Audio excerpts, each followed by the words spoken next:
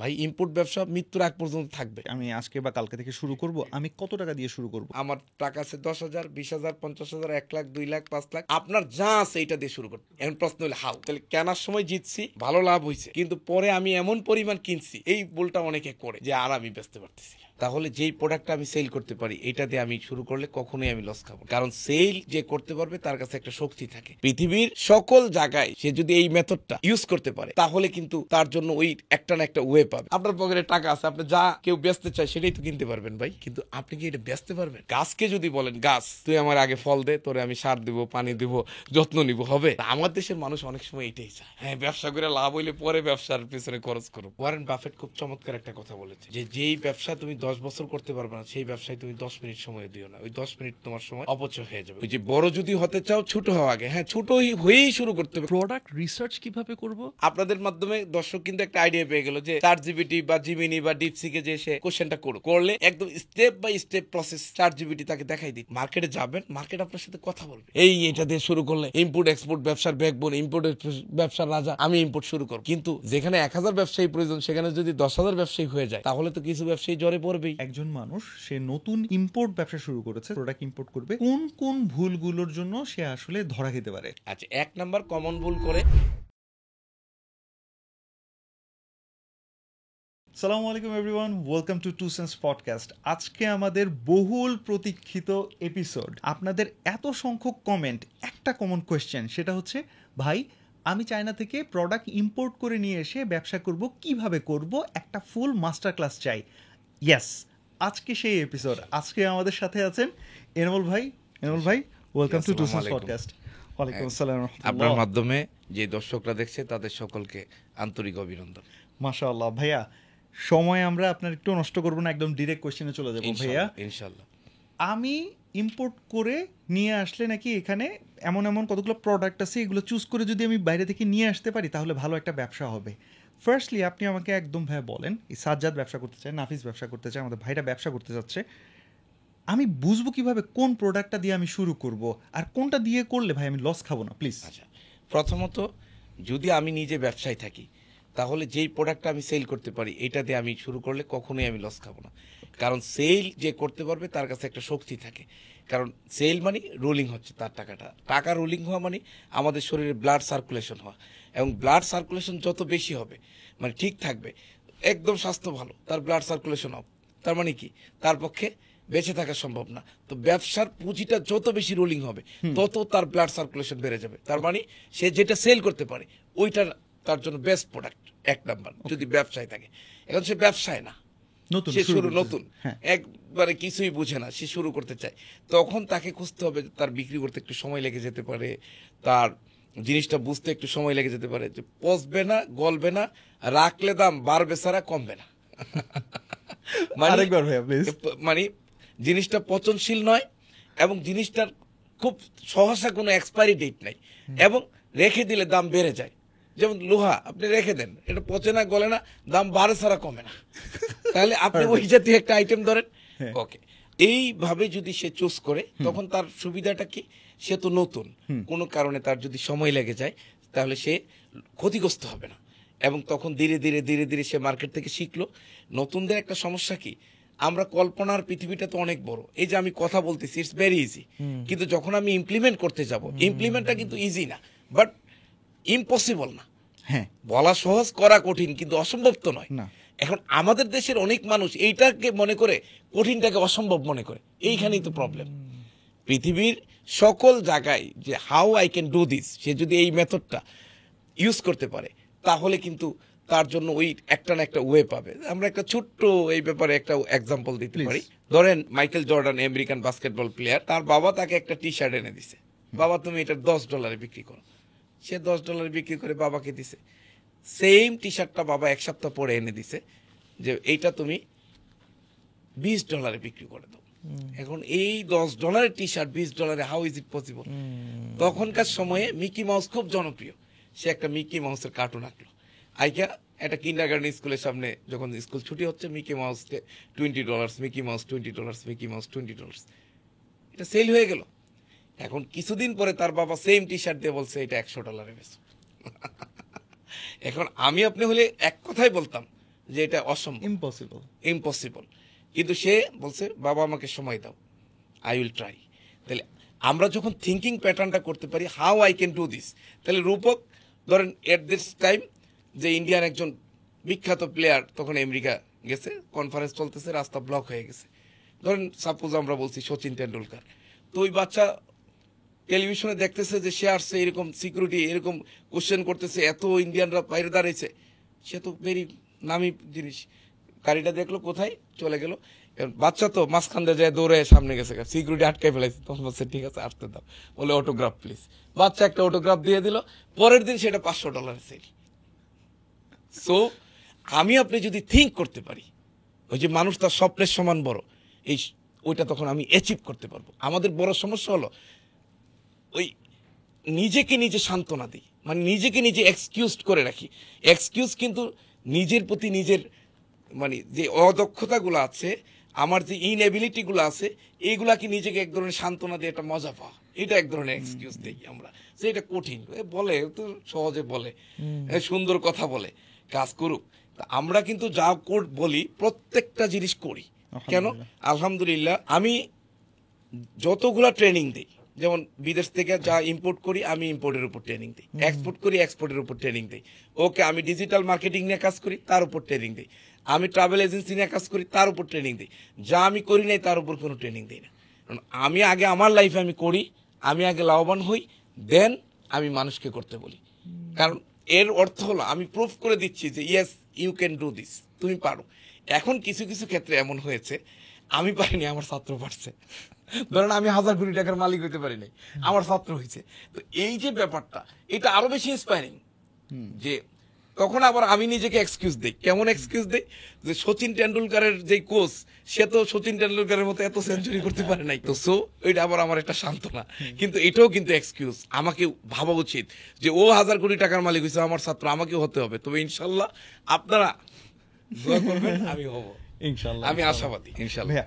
আমার একটা প্রশ্ন, সেটা হচ্ছে ফার্স্টে হচ্ছে তাহলে মাইন্ডসেটটা তৈরি করা, এই ব্যাপারে কোনো কোয়েশ্চেনই নেই, দ্যাট আই আন্ডারস্ট্যান্ড। এখন ভাইয়া এবং এটাও চিন্তা করেছে it's not gonna be easy, এবং ওইটা করে রাখার, মানে অনেকে মনে করে আর ইম্পোর্ট মানে খুবই সহজ, ইম্পোর্টের ব্যবসা মানে খুবই সহজ। কোনো জিনিস আপনি ঠান্ডা থেকে গরমে গেলে মানুষের শরীর অসুস্থ হয়ে যায়, তো একটা সার্কেল ভেঙে সে ইম্পোর্টে আসবে, এটা তো একটু ওই যে ওই অনেকে বলে না থিঙ্ক আউটসাইড দ্য বক্স, সে তার চিন্তার চেতনা, সে হয়তো ট্রেডিং করতো, সে হয়তো ওই পাইকারি দোকান থেকে নিয়ে খুচরা বিক্রি করতো, বা খুচরা দোকান থেকে নিয়ে পাইকারি বিক্রি করতো, অথবা একটা সাপ্লাই চেইন ম্যানেজমেন্টের কোনো একটা অংশে জড়িত ছিল, সেখান থেকে সে ইম্পোর্টে যাবে। তার মানে কি, সে তার আউটসাইড বক্সে চলে যাচ্ছে। তো আউটসাইড বক্সের এভরিথিং অলওয়েজ ডিফিকাল্ট। ভাইয়া আমি ধরেন চায়না থেকে ইম্পোর্ট আমি করতে চাই, এটার বিজনেস করতে চাই, কাদের জন্য এই বিজনেসটাতে ঢোকা উচিত না? প্রথমত যারা বলে যে আপনি আমাকে সেলটা করে দিবেন, অনেকের কথা যে উনি তো সুন্দর সুন্দর কথা বলে, উনি তো আমাকে সেল করে দেয় না। সেল করে দিবে কেন? এখন কোশ্চেন হলো অনেকের ধারণা যে আপনি প্রোডাক্টের কথা বললেন, আইডিয়া দিলেন, আপনার কথাই তো মাল আনছি, পণ্য তো চলছে না, আপনার কথায় যে পণ্যটা আনছি সেই পণ্য তো আমি সেল করতে পারছি না। অথচ সেলটা কিরকম, আমি যদি ব্যক্তি জীবনে দেই, ধরেন একটা পাত্র পাত্রী আপনি দেখালেন, বিবাহ দিয়ে দিলেন, বাসরটা তো আর অন্য কেউ করতে পারবে না, তাকেই করতে হবে। সেলটা ওই কোম্পানির ম্যানেজমেন্টকে অলওয়েজ কাউকে দিয়ে হবে না। আমার ক্ষুধা লাগলে আমাকে খেতে হবে, আপনার ক্ষুধা লাগলে আপনাকে খেতে হবে।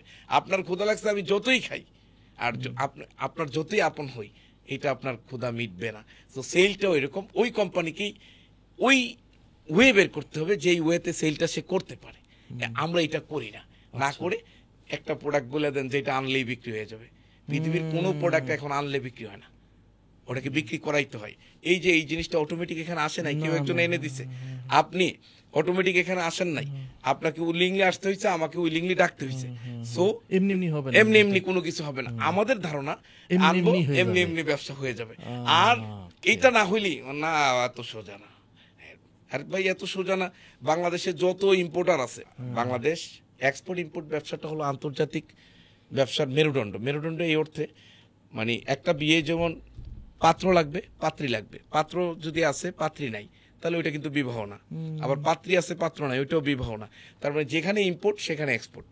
এই যে ধরেন আমরা একটা কোম্পানি, স্যার ফর এক্সাম্পল ধরেন ওয়ালটন বিভিন্ন জিনিস তৈরি করে বিদেশে পাঠায়, সে কি করে, প্রথমে পার্টসগুলা চায়না বা যেখানে কোথাও থেকে তৈরি করতেছে, এদেশে আনছে, তার ফ্যাক্টরিতে সেটা অ্যাসেম্বল করতেছে, অ্যাসেম্বল শেষ, প্যাকিং হচ্ছে, ডেলিভারি দিচ্ছে, অটো সেটা বিদেশ চলে যাচ্ছে, এবং বিশ্বের বহু দেশে ওয়ালটনের পণ্য যায়, এবং ওয়ালটন কিন্তু একটা রি এক্সপোর্টের চমৎকার উদাহরণ।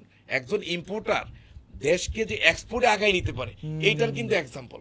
আমি ইম্পোর্ট করছি, ইম্পোর্ট করে ফিনিশ প্রোডাক্ট তৈরি করছি, আমি পাঠাই দিচ্ছি। আবার দেখেন আমার টোটাল গার্মেন্টস ইন্ডাস্ট্রিটা কিভাবে আছে। বিদেশ থেকে ধরেন আপনি 1 কোটি শার্টের অর্ডার পেয়েছেন, ওকে, টি শার্ট ধরেন এই যে বিগ শর্টের অর্ডার পেয়ে গেলেন, ওকে, নো, এখন আপনার ফেব্রিক কোথা থেকে আনবেন? চায়না থেকে আনবেন বা যে কোনো একটা কান্ট্রি থেকে আনবেন, কটন আনবেন, তারপরে আপনি বাটন আনবেন, অন্যান্য অ্যাক্সেসরিজ আনবেন। এই আনার কারণে আপনি প্রোডাক্টটা তৈরি করে কিন্তু ফিনিশ প্রোডাক্টটা আপনি এক্সপোর্ট করতে পারছেন। তো এই দুইটা শিল্প একটা আরেকটার সাথে অঙ্গাঙ্গি ভাবে জড়িত, মুদ্রার এপিড আর ওপিড। তো এই জন্য দেখবেন আপনি অনেকে বোঝে না, বলে ভাই এক্সপোর্টের কথা কোন না, ইম্পোর্ট নিয়ে এত কথা বলতেছেন। তো এক্সপোর্ট ইম্পোর্ট শিখলে আপনি এক্সপোর্টটা ওটু শিখে যাবেন। এখন আপনি ইম্পোর্ট এক্সপোর্ট করবেন কি? এদেশের যে প্রোডাক্টগুলো চলে না সেটা, কারণ যেটার ডিমান্ড আমার দেশে আছে সেটা যদি আপনি এক্সপোর্ট করেন তাহলে আমার দেশে তো ক্রাইসিস হবে। যেমন সরকার অধ্যাদেশ করে কিছু রপ্তানি অনুৎসাহিত করা হয়েছে, যেমন ইট আপনি রপ্তানি করলে 25% ট্যাক্স দিবে। কোনটা? ইট, মাটির যে ইট। আচ্ছা, তারপরে আপনি ধরেন রূপা জাতীয় জিনিস এক্সপোর্ট করলে 25% ট্যাক্স আছে। কারণ কি? আমার দেশে শর্ট, আপনি এটা বিদেশে পাঠাই দিবেন। এখন কৃষি পণ্য, চাল আমার দেশে নাই, আপনি যদি চাল রপ্তানি করেন, আমার দেশ, আপনারা দেখছেন গত অর্থ বছরে ইন্ডিয়া বা বিভিন্ন দেশ থেকে আলু আমদানি করছে, তা আপনি আলু রপ্তানি করবেন, আমি যেটা শর্টেজ আছি সেটা যদি আপনি বিদেশে পাঠিয়ে দেন, তাহলে তো বেশি আরো নিয়ে আসতে হবে, আরো বেশি আনতে হবে, এবং ক্রাইসিস তৈরি করলেন আপনি, এবং প্রোডাক্টের প্রাইস বাড়াই দেওয়ায় আপনি একটা টেকনোলজি ইউজ করলেন। তো এই জন্য আসলে অনেক কিছু ব্যালেন্স করতে হয়। তো এটা ক্ষুদ্র লেভেলে যারা শুরু করবেন তারা ইম্পোর্ট এক্সপোর্টের এইগুলো ভাবারই দরকার নেই। এটা যারা বড় আছে, যারা রাষ্ট্রের বা বিভিন্ন সংস্থা নীতি নির্ধারক আছে, তারা ভাববে আমি এখন কি আনলে ব্যবসা হবে, কি বেচলে তাড়াতাড়ি উঠবো, ওটা ভাবি। ভাই আপনি আমাকে একটু হেল্প করেন না ভাইয়া, এখন আমি শুরু করব আমি আজকে বা কালকে থেকে শুরু করব, আমি কত টাকা দিয়ে শুরু করব? একজন পরিপূর্ণ ইম্পোর্টারের জন্য 2 কোটি টাকা পুঁজি দরকার, 4 কন্টেইনার পণ্য দরকার। 1 কন্টেইনার পণ্যের মিনিমাম ভ্যালু 10 লাখ, 20 লাখ, 50 লাখ, 1 কোটি, 2 কোটি টাকা হয়। আমরা একটা অ্যাভারেজ ধরলাম 50 লাখ। 1 কন্টেইনার পণ্য তার মাঠে থাকবে, 1 কন্টেইনার পণ্য তার হাতে থাকবে, 1 কন্টেইনার পণ্য সাগর দিয়ে আসতে থাকবে, আরেক কন্টেইনার পণ্য ফ্যাক্টরিতে রেডি হতে থাকবে। 4টা কন্টেইনার, 4টা কন্টেইনার, তাহলে 4 পাঁচা 20, 2 কোটি 2 কোটি টাকা। এখন প্রশ্ন হলো, আমার টাকা আছে 10,000, 20,000, 50,000, 1 লাখ, 2 লাখ, 5 লাখ, আপনার যা আছে এটা দিয়ে শুরু করতে পারেন। এখন প্রশ্ন হলো হাউ, কিভাবে? হ্যাঁ, কিভাবে? ঠিক আছে, আপনি আছে 20,000, তাহলে আপনি তো অনেক প্রোডাক্ট নিয়ে শুরু করতে পারবেন না। সাপোজ এই মগটা, ওকে, একটা মগ আপনি ওখান থেকে 20 টাকা করে কিনতে পারতেছেন, 1,000 পিস মগ কিনে নিয়ে আসলেন, জি, ওকে, তাহলে আপনি একটা ছোট্ট প্রোডাক্ট দিয়ে ইম্পোর্টটা শুরু করবেন। এই প্রোডাক্টটা যখন আপনি মার্কেট পাবেন, তখন দেখা গেল একসাথে 1,000 পিস আনছেন, আপনি পুঁজিটা 3টা-4টা পুঁজি লাগাইতে হবে, কারণ আপনার কাছে যেন কখনো সাপ্লাই চেইন ম্যানেজমেন্টটা ব্রেক না হয়ে যায়। সাপ্লাই চেইন ম্যানেজমেন্ট ব্রেক হলে বিজনেসে আপনি টিকবেন না। এই জন্য আপনার 10,000 থাকলে 10,000 দিয়ে শুরু হবে। যেমন আমরা যেই হেডফোনগুলো ব্যবহার করি, আপনি অবাক হবেন, 25 টাকা পিস, এটা আমরা 100, 150, 200, 250 টাকায় কিনে আনি। তো এটা যদি সে 1,000 আনে, তার 25,000 টাকা হলে ইম্পোর্ট ব্যবসা শুরু হয়ে গেল। এখন ধীরে ধীরে এইটা 25,000 টাকার মালটা সে 30,000 বেচলো, তার পুঁজিতে এখন 30 হলো, এখন 2 ভাগ করলো, সে 2 বার আনলো, প্রথম 15,000, পরে 15,000, এই 15,000 বেচলো 20,000, পরের 15,000 বেচলো 20,000, এখন তো তার পুঁজি 40,000, এখন সে 3টা ভাগ করলো, 15, 15, 15, তাহলে আস্তে আস্তে তার সাপ্লাই চেইন ম্যানেজমেন্ট ঠিক হলো। এবার একটা প্রোডাক্ট সে ঠিক হয়েছে, ওকে, দেন 2টা প্রোডাক্ট অ্যাড করবে, দেন সে 3টা প্রোডাক্ট অ্যাড করবে। তার মানে যার পুঁজি অল্প সে একটা ছোট প্রোডাক্ট দিয়ে শুরু করবে, আস্তে আস্তে পুঁজিটা বাড়বে, এটাকে 2 ভাগ করবে, 3 ভাগ করবে, 4 ভাগ করবে, ওই যে সাপ্লাই চেইন ম্যানেজমেন্টে আসলো। থার্ড, তার পুঁজি আরেকটু বাড়লো, মার্কেটে পরিচিতি বাড়লো, ক্যাপাসিটি বাড়লো, দেন সে আস্তে আস্তে একটার জায়গায় 2টা প্রোডাক্ট, 2টার জায়গায় 3টা, 3টার জায়গায় 4টা, 4টার জায়গায় 5টা, একসময় ফুল কন্টেইনার তার, মানে একসময় সে ওই 2 কোটি টাকাই যাবে। ভাইয়া আমাকে একটু হেল্প করেন না বুঝতে, যে 2 কোটি টাকা যদি হইতো তাহলে আমি 4টা কন্টেনার নিতে পারতাম। হ্যাঁ, আচ্ছা ভাই, আমি 4টা কন্টেনার না, আমি একটা কন্টেনার নিতে চাচ্ছি, কিন্তু নিতে চাচ্ছি বা আমাকে কি আদৌ নিতে হবে কিনা? আপনি বললেন যে তোমার তো 10,000 টাকা আছে বা 25,000 টাকা আছে, সেটা দিয়ে শুরু করো। 25,000 টাকা দিয়ে তো একটা কন্টেনারের একটা কর্নারও ভর্তি হবে না, তাহলে আমি কিভাবে করব? আচ্ছা, বিষয়টা হলো, আমরা পণ্য আনার অনেকগুলো ক্যাপাসিটি আছে, এর মধ্যে ফুল কন্টেইনার যারা পণ্য আনে তারা মূলত পরিপূর্ণ ইম্পোর্টার। যেমন একটা বাচ্চা, সেও তো কথা বলে, সে চিৎকার দিলে মা বুঝে এটা তার কথা। আর আপনিও এখন কথা বলেন, আপনার কথায় শত শত না লাখো মানুষ আজকে ব্যবসা বাণিজ্য Connected বিভিন্ন হচ্ছে। জায়গায় ইনভলভ হচ্ছে। তাহলে আপনার কথা আর বাচ্চার কথা কি এক? তার মানে একজন পরিপূর্ণ ইম্পোর্টার অলমোস্ট 2 কোটি প্রয়োজন। তাহলে আমি নতুন হিসাবে 1000 পিস, ওকে 1 CBM হলো বা 2 কার্টুন মাল হলো বা 5 কার্টুন মাল হলো, এইটা আনাকে বলে LCL। পরিপূর্ণ কন্টেইনার যদি কারো থাকে সেটার নাম হলো FCL। FCL মানে ফুল কন্টেইনার লোড, পুরা কন্টেইনারের সকল পণ্য আমার। আর LCL হলো আমি আংশিক, আমার 1/2 CBM আছে, আমার 2 CBM আছে, আমার 3 CBM আছে, আমার 10 CBM আছে। একটা লোকের কম চাহিদা থাকতেই পারে, সে কম আনতে পারবে। আর ইম্পোর্ট আরেকটু বোঝার সুবিধার্থে Please, sir. আমি এরকম মনে করি যে ইম্পোর্ট করার 5টা প্রক্রিয়া আছে। প্রথমত আপনি লাইসেন্স দিয়ে নিজে LC দিয়ে আনলেন, এটা একটু বড় ইম্পোর্টার।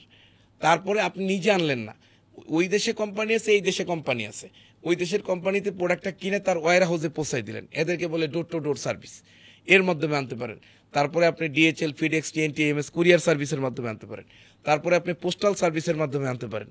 তারপরে এক শ্রেণীর লোক আছে প্রতিনিয়ত বিদেশ যাতায়াত করে, তাদের লাগেজের মাধ্যমে আনতে পারতেছেন। তাহলে আপনি তো 5 ভাবে আনতে পারতেছেন। তাহলে আপনার যখন ছোট, তখন আপনি চিন্তা করবেন লাগেজ, আপনি চিন্তা করবেন ডোর টু ডোর সার্ভিস, আপনি চিন্তা করবেন postal service, FedEx, TNT, AMS, এইখানে একটু খরচ বেশি, DHL, ওইটা আপনি গেলেন না, আপনি কন্টেইনারে গেলেন না। তাহলে আপনাকে ওই যে বড় যদি হতে চাও, ছোট হওয়া আগে, হ্যাঁ ছোট হয়েই শুরু করতে হবে, কারণ আমরা সবাই বাচ্চা ছিলাম, আমরা আজকে বড় হয়েছি। সুতরাং যারা নতুন শুরু করবে আপনি করেন, আর আমার বয়স যতই হোক আমি ইম্পোর্টার হলে বাচ্চা, কারণ আমি তো শুরু করব নতুন, আমাকে ওই ছোট ছোট করে আনতে হবে। তখন আমি ওই রাস্তা চিনবো, লুপহোলগুলো চিনবো, কোথায় ধাক্কা খাইতে পারি বুঝবো, এবং এইখানে বাটপারকে ভালো মানুষকে এটা বুঝবো, এবং এইটা বোঝার জন্য সময়ের দরকার। দেখেন আমার রাসূল সাল্লাল্লাহু আলাইহি ওয়াসাল্লাম যখন জন্ম নিলেন, ছোটবেলায় তাকে সবাই আলামিন বলতো, এবং সকল কাজে তার কাছে জিনিসপত্র জমা রাখতো, আমানত রাখতো। তাকে নবুয়ত দিছে আল্লাহ সুবহানাহু ওয়া তাআলা, জীবনে কোনোদিন মিথ্যা কথা বলে নাই 40 বছর বয়সে। তার মানে সবকিছুর একটা সার্টেন টাইম অফ পিরিয়ড দরকার। এই পিরিয়ডটা যদি না দেন, তো ওই যে আপনি অল্প আনলেন, 10,000 দিয়ে শুরু করলেন, ধাক্কা খেলেন, দেখলেন যে ও পণ্যটা দিতে বলছে 15 দিনে না দিয়ে 20 দিনে দিছে, ও আপনাকে সহযোগিতা করবে বলছে, সহযোগিতা না করে অসহযোগিতা করছে, ও আপনাকে পণ্য নেওয়ার আগে মিষ্টি মিষ্টি কথা বলছে, পণ্য নেওয়ার পরে ধমক দিছে, তখন আপনি আস্তে আস্তে মার্কেট চিনবেন। এটা আপনার জীবনে দরকার, এবং এটাকে রিফিউজ করার কোনো জায়গা নাই। আর যখনই এটাকে রিফিউজ করবেন, ইউ উইল ফল ডাউন, আপনি পড়ে যাবেন। তার মানে আপনি শিখছেন না, আপনি এমন পৃথিবী পাবেন না।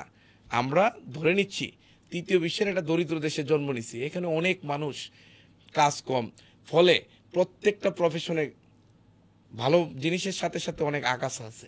এই আগাছাগুলো আপনার সাথে বাড়ি খাবেন, এটা কিভাবে পাবেন ভাই? সুতরাং আগাছা চিনতে হলে তো ভাই আপনারা কিছুদিন হাঁটার চলাফেরা করতে হবে। ভাইয়া আপনি একটু বলেন যে আপনার কাছে আমি একটু জিজ্ঞাসা করতেছিলাম, আমি প্রোডাক্ট চিনতে চাচ্ছিলাম, আপনি বলছিলেন যে যেই প্রোডাক্ট তুমি বিক্রি করতে পারবা সেই প্রোডাক্ট আনো।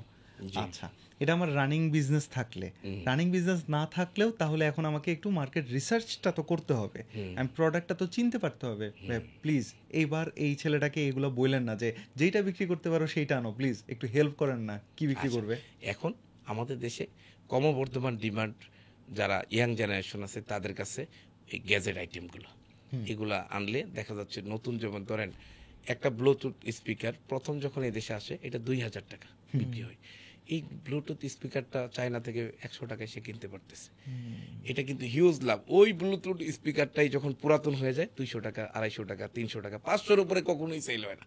তাহলে একই জিনিস আমার 2014-15 দিকে আমি তখন চায়না গেলাম, ইউতে একটা মার্কেটে গেলাম, এক ভদ্রলোক আমার সাথে, একই সাথে আমরা চায়না ইউ ঘুরতেছি। তো ধরেন আমি এই রুমে থাকি, উনি পাশের রুমে উঠছে, তো হঠাৎ ওনার রুমে গেলাম, যাই দেখি তো উনি চরকার মতো ঘুরে, ইউ টাইপ, হ্যাঁ এরকম যে স্পিনার ঘুরে, ওই স্পিনার, হ্যাঁ। তখন এই জিনিসটা দেখে আমি ওনাকে জিজ্ঞেস করলাম এটা কি, তো উনি বললো স্পিনার। এই তো ওনার দেখি 10-15 পাতা আনছে। তো আমি বললাম ভাই, তো আপনি এতগুলো আনছেন? আমার নাতি আছে, একটু খেলাধুলা করবে। আচ্ছা, উনি কিন্তু আমাকে এক্সাক্ট, উনি চকবাজারের দোকানদার, এক্সাক্ট কথাটা বলে নাই। আচ্ছা, আমি দেশে চলে আসলাম, ওনার সাথে আমার একটু গুড রিলেশন হলো। আমি ওনার দোকানে যাই, দেখি ওনার ওখানে জিজ্ঞেস করছি ভাই এটা কেনা কত? উনি সম্ভবত, আমি ভুলে গেছি, সম্ভবত 2 RMB বলছিল, তখন 1 RMB সমান 13 টাকা ছিল, 2 RMB তে 26 টাকা।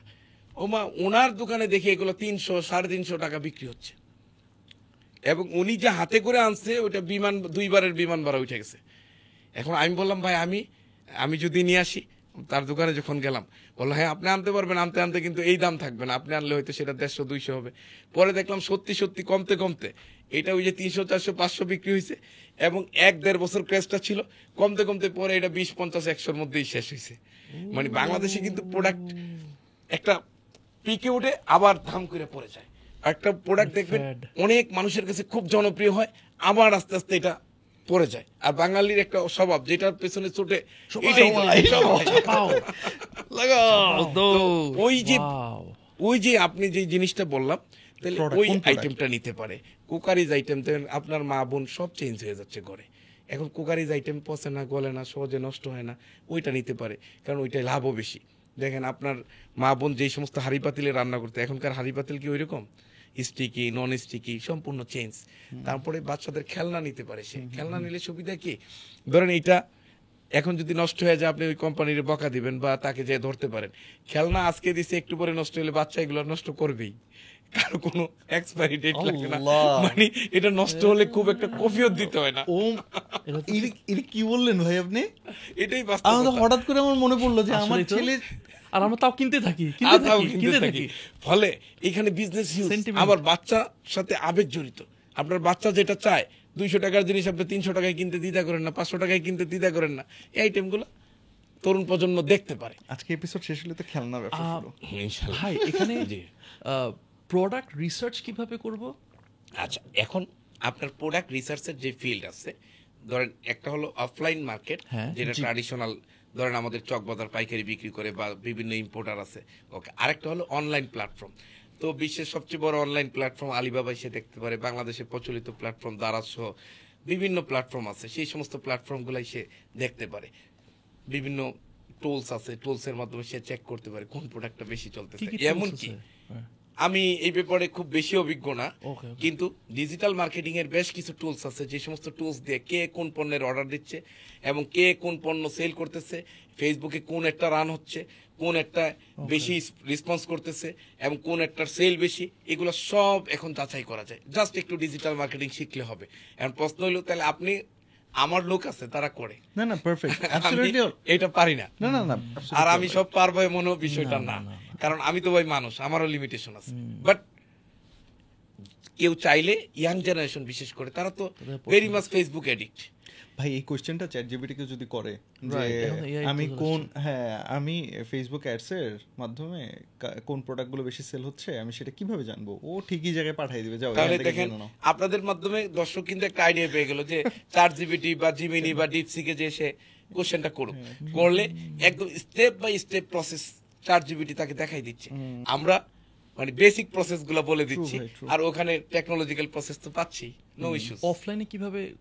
অফলাইনে আপনাকে যেই প্রোডাক্ট নিয়ে কাজ করবেন, ওই প্রোডাক্ট রিলেটেড মার্কেট প্রতি সপ্তাহে, ধরেন আপনি রবি সোম বুধ 3 দিন আপনি মার্কেটে গেলেন, সকালবেলা গেলেন, ধৈর্য ধরে এক একটা দোকানে দাঁড়ালেন, দেখলেন, হাঁটলেন, অন্য মানুষ কিনতেছে দেখলেন, আপনি আইডিয়া নিলেন যে প্রোডাক্টগুলা, ওরে দাম জিজ্ঞেস করলেন, খুচরা দোকানে গেলেন, খুচরা দোকানের দাম জিজ্ঞেস করলেন, একটু কথা বললেন, একটু তার সাথে ছবি তুললেন, একটু, ধরেন আমি একটা দোকানে গেলাম, সাপোজ দোকানে যাই দেখি আপনি দোকান থেকে পণ্য কিনতেছেন, আমি পাশে দাঁড়ালাম, দোকানদার আমাকে বললো ভাই আপনি কি চান, আমি বললাম ওনার সাথে শেষ হোক, পরে আমি কথা বলতেছি। তাহলে আপনি যে প্রোডাক্ট কিনলেন পরিপূর্ণ প্রক্রিয়াটা কিন্তু আমি পাশে দাঁড়ায় দেখতেছি। তো সাপোজ ধরেন পরবর্তীতে আপনি এই মগটাই কিনেছেন, এই মগটা আপনি 82 টাকায় কিনেছেন, আমি কিন্তু দাম দেখে ফেলছি, ওকে। এখন আমাকে বললো আমি কি নিবেন, আমি তো মগ নিবো 1000 পিস। তো উনি বললো এটা 82 টাকা। আমি বললাম ভাই না, আমার তো এটা 60 টাকায় লাগবে। উনি বললো আমার কাছে 60 টাকার মগ নাই। তো ঠিক আছে ভাই, আমি অন্য দোকান দেখি। তাহলে আমি কিন্তু এইখান থেকে তার প্রোডাক্টের আইডিয়া পেলাম, আপনার কেনাটা দেখতে পারলাম, সরি, এবং সেই সাথে আমি এমন দাম বলতেছি দোকানদার যেন আমাকে না দেয়। কিন্তু বাস্তবে আমি প্র্যাকটিক্যাল মার্কেটে যে একটা অসুবিধায় পড়ছি, আগে বলি, সেটা হলো এরকম দেখছি একজনের কাছে বেচছে, এখন আমি তার থেকে 200 টাকা কম বলছি, দোকানদার বলে নেন ভাই। এখন কি করবো, বাধ্য হয়ে কিনে ফেলছি, উপায় নেই তো। মানে আমি মার্কেট রিসার্চের সাথে তো কিছু খরচও আছে ভাই। কিছু খরচ আছে। আমি ভাবলাম সে তো আমাকে কখনোই দিবে না, তার কাস্টমারের কাছে সে এত দামে বেচছে, আমার কাছে পাইকারি দোকানদার 200 টাকা কম দিয়ে ফেলবে, দিয়ে দিল। তো এই জন্য এমন কম বলতে হবে যেন না দেয়, আবার মাথা যেন গরম না হয়, আবার বের করে না দেয় মেয়ের। কারণ হতে পারে। আর আপনি যদি সকল পরিস্থিতি নিজেকে মানাই নিতে পারেন, বের করে দেওয়ার কথা, ভাই আপনি কি নেওয়ার কথা তো বলেন না, আপনি তো এমন কথা বলছেন যে আমার মাথা গরম হয়ে যাচ্ছে। ভাই আমি দেখতেছি আপনার ধৈর্য কত, ব্যবসা হিসেবে আপনি কতটা সফল হবেন, আপনি ফান করেন তার সাথে, দেখবেন এরপরে এসে কম দাম বললে চেপতেছে না। না আলহামদুলিল্লাহ, মানে আপনাকে একটু হ্যাকমতলা হইতে হবে, আর আল্লাহ হ্যাকমত খুব পছন্দ করে, উইজডম উইজডম, জ্ঞানটা একটু খাটান, দেখবেন যে আপনি তার সাথে ফান করতে করতে দাম কিন্তু কম বলতেছেন, কিন্তু সে চেপতেছে না। ভাই এভাবে করে যে বোঝার জি। পর তাহলে কি হলো, সে দেখলো যে কোন প্রোডাক্টগুলো চলে। এইবার সে দেখলো প্রথমত মার্কেট থেকে মানুষ কোন প্রোডাক্টগুলো নিচ্ছে, খুচরা দোকানে কোন প্রোডাক্টগুলো আছে। এখন যেমন অনেকে এসে প্রশ্ন করে, স্যার কোন প্রোডাক্টটা বেশি চলে? তো আমি বলি আপনি মার্কেটে গেছেন? তো অনেকে বলে গেছি। আমি বললাম সব দোকানে কোন প্রোডাক্ট আছে? ওইটা তো ভালো করে খেয়াল করিনি। প্রতি ইঞ্চি জায়গার ভাড়া দেওয়া লাগে, ও অযথা একটা প্রোডাক্ট ওর দোকানে রাখবে না। সব দোকানে যে প্রোডাক্ট আছে, ওর হাতের কাছে যে প্রোডাক্ট আছে এটা বেশি চলে, কারণ যেটা বারবার দৌড়ে দিয়ে আনতে হবে ওইটা দূরে রাখবে না। তো এটা নর্মাল একটা সাইকোলজি। তো এইটা যখন আপনি মার্কেটে যাবেন, মার্কেট আপনার সাথে কথা বলবে, মানে এই কথাটা কিভাবে বলবে এটা আপনার একটা ওয়ে বের করে ফেলবেন। আরে মানুষ গাছের সাথে কথা বলে, আর মার্কেট তো জীবন্ত চলন্ত, এটা ওটু কথা বলবে আপনার সাথে। আপনি বুঝতে পারবেন মার্কেটে হাঁটলে যে এইটা ডিমান্ড আছে, এইটা বোধহয় চলতেছে না, এইটা বোধহয় ট্রেন্ড। বাংলাদেশে প্রোডাক্ট রিসার্চ করার জন্য কোন কোন মার্কেটে যাওয়া উচিত ফর কোন কোন প্রোডাক্টস? আচ্ছা, ধরেন আপনি কাপড় নিয়ে কাজ করবেন, তাহলে ইসলামপুর যাবেন, ওই পাশে কালীগঞ্জ যাবেন, এদিক দিয়ে আমাদের গাউসিয়া আছে, বান্টি বাজার আছে, বাবুরহাট আছে, যাবেন। ধরেন আপনি অন্যান্য প্রোডাক্ট রিসার্চের ক্ষেত্রে কিছু প্রোডাক্ট আছে, যেমন কাপড়ের মার্কেটটা বিভিন্ন জায়গায় বিভক্ত। একটা কাপড়ের মার্কেট পাবনাতেও আছে, আমাদের মিরপুরে আছে। এখন জামদানি রিলেটেড করবেন, মিরপুর আর রাজশাহী যান, তাহলে ভেরি গুড। আপনি কোন টাইপের, আপনি জিন্সের প্যান্ট নেবেন, কালীগঞ্জে বেটার। আপনি শার্ট নিয়ে কাজ করবেন, কালীগঞ্জে বেটার। আপনি 3 পিস পর্দা এইসব আইটেম নিয়ে কাজ করবেন, আপনার ইসলামপুর বেটার। আবার আপনি ইন্ডিয়ান বা বিদেশ থেকে আমদানিকৃত পণ্য নিয়ে কাজ করবেন, তখন দেখা যায় বঙ্গবাজার বা আমাদের নিউ মার্কেটের পাশে চাঁদনি চক, এইসব মার্কেট বেটার। কোন টাইপের কাজ করবেন তার উপর ডিপেন্ড করবে। এখন আপনি কম্পিউটার সামগ্রী নিয়ে কাজ করবেন, আপনি এলিফ্যান্ট রোড এবং আইডিবিতে যাবেন। আপনি কোন প্রোডাক্ট নিয়ে, আপনি মোবাইল নিয়ে কাজ করবেন, মোতালা প্লাজায় যাবেন, ইস্টার্ন প্লাজায় যাবেন, এই সুন্দরবন সুপার মার্কেটে যাবেন। অ্যাকর্ডিং টু এর প্রোডাক্ট আপনাকে আপনার মার্কেটটা খুঁজে নিতে হবে। এখন মার্কেট বললে তো বহু মার্কেট, রাইট রাইট, দুনিয়ার কত হাজার হাজার products, হাজার মার্কেট, মানে আপনার রিলেটেড প্রোডাক্ট। এখন আপনি শোপিস নিয়ে কাজ করবেন, চকবাজার চলে যেতে হবে। এই ছাড়া এর কোনো বেসিক কোনো মার্কেট নেই। বিশেষ করে চকবাজারের বিসমিল্লা টাওয়ার একটা টাওয়ার আছে, যে এই টাওয়ারটা পুরো শোপিসের আইটেমের। তাহলে এখন আপনি যখন নিশ চুজ করবেন, এখন নিশ অনেকে চুজ করতে পারতেছে না, তাইলে আপনি কয়েকটা বড় বড় জিনিস তো চুজ করতে পারেন, যে এই রিলেটেড হইলে আমার ভালো হয়। তখন আপনি নিজেকে কয়েকটা জিনিস প্রশ্ন করলেন। 1 নম্বর হলো এইটা আমি বুঝবো কিনা, ওকে আমি বুঝবো। 2, এটা আমাকে বেনিফিট দিবে কিনা, ওকে আমাকে দিবে। 3, এটার পিছনে আমি পরিশ্রম করতে পারবো কিনা, ওকে আমি করতে পারবো। 4, এটার প্রতি আমার ভালোবাসা আছে কিনা। এখন প্রশ্ন হলো স্যার ভালোবাসা আবার এই ব্যবসায় এটা কি কথা প্রোডাক্টের বলেন? সাথে কিসের ভালোবাসা? কিসের ভালোবাসা? আসলে কি, ধরেন আমি একটা ব্যবসা শুরু করেছি, এই ব্যবসার প্রতি আমার ভালোবাসা নাই।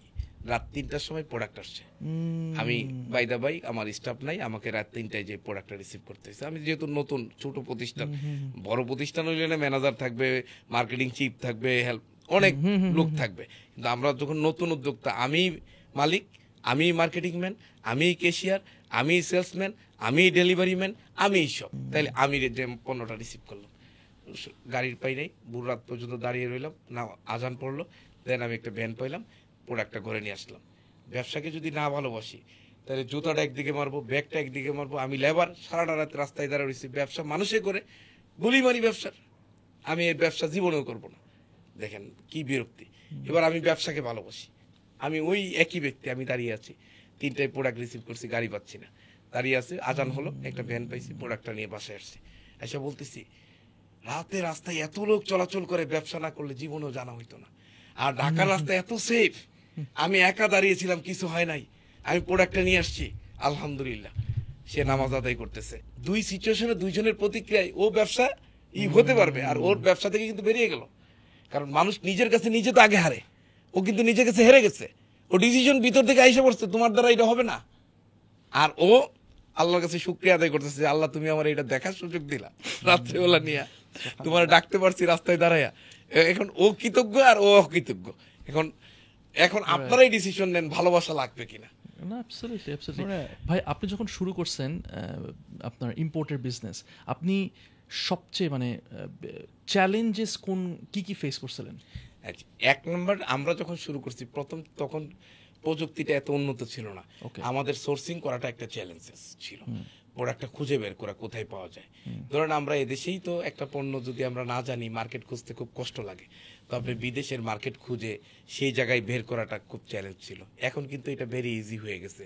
যেমন ধরেন আপনি আলিবাবা, মেড ইন চায়না, ইয়োগো, চায়নাগো, টয় বাবা, panda DSC, Taobao, go for world, এরকম অসংখ্য সাইট আছে। অথবা আপনারা যদি ChatGPT-তে বা জিমিনি বা ডিপসিকে যায় লেখেন top 100 B2B sites of the world, পৃথিবীর 100 B2B সাইট। B2B মানে বিজনেস টু বিজনেস, এটা তো আপনারা বুঝেনি, ব্যবসায়ীর সাথে ব্যবসায়ীর যে লেনদেন, ওইরকম সাইটগুলো সন্ধান দিলে ওইখানে আপনি গেলেন, সার্চ করলেন, পেয়ে গেলেন। তখন কিন্তু আমরা পাই নাই। দ্বিতীয় যেই জায়গাটায় আমরা সমস্যা ফেস করছি, যে প্রত্যেকটা সেক্টরে, যেমন একটা এইচএস কোড, আমি 3 দিন একটা C&F এজেন্টকে ফোন দিছি একটা এইচএস কোডের জন্য, সেই এইচএস কোডটা তার থেকে নেওয়ার জন্য।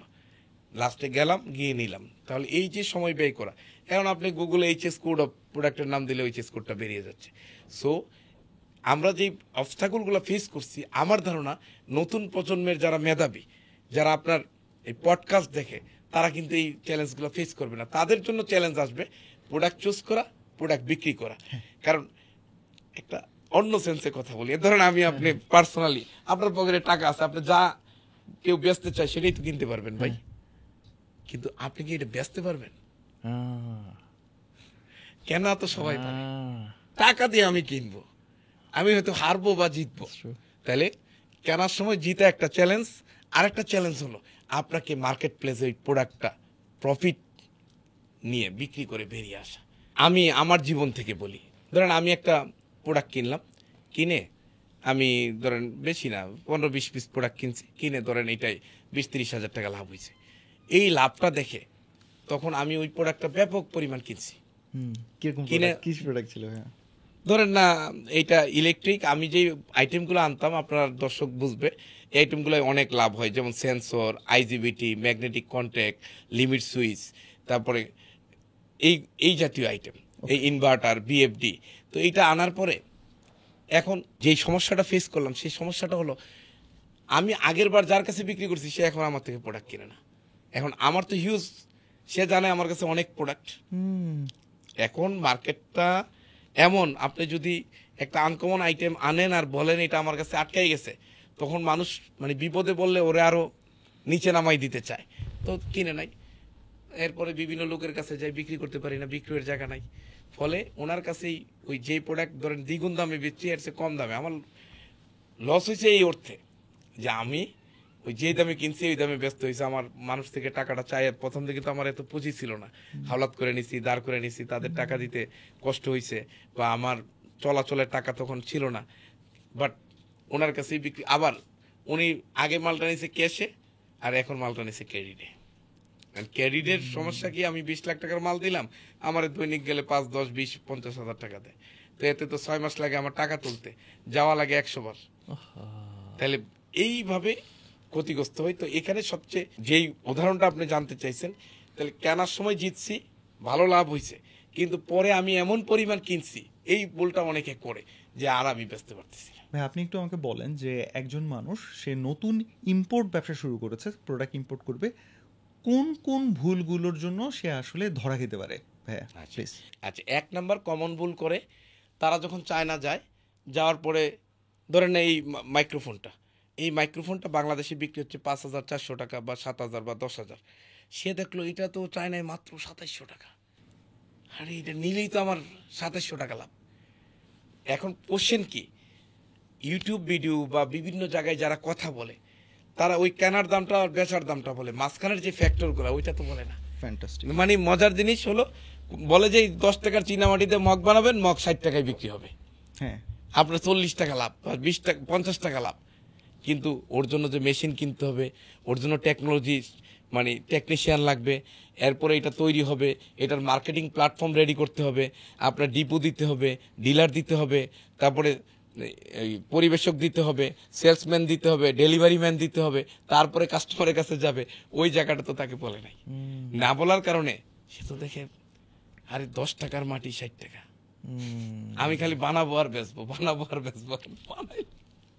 বানাইলে কি আর বিক্রি হয়? আর ওই যে সেম সে যখন এটা কিনলো তখন তো সে 2700 দিয়ে কিনছে, দ্যাটস গুড। আনার পরে দেখে ট্যাক্স হইলো 2800, পড়ে গেল গা 5000, 2700 আর 2800, 5500। এখন সে দেখতেছে মার্কেটে এটা বিক্রি হয় 5400। এখন প্রশ্ন হইলো ওই লোক কিভাবে বেচে? ওই লোক নানাভাবে বেচতে পারে। প্রথমত সে বেশি আনার কারণে তার থেকে দাম কম রাখছে। কারণ আপনি 1 পিস কিনবেন আর আমি 1000 পিস কিনছি, আমার সাথে আপনার কখনোই এক হইতে পারে না। এমনকি আপনি যদি ওই সেলসম্যানের আত্মীয় হন তাও এক হবে না। কারণ যে বেশি কিনবে মার্কেট সে ডমিনেট করবে, এক মার্কেটে সে কম প্রাইস পাবে, এটাই স্বাভাবিক। আপনারা যেহেতু ব্যবসা করেন, যে কোনো ব্যবসায় যাকে দিয়ে আপনার অনেক বেশি লাভ হবে তাকে আপনি অন্যরকম কদর করবেন। আমরা বলি আর কি জামাই আদর করবেন, এটা খুব স্বাভাবিক।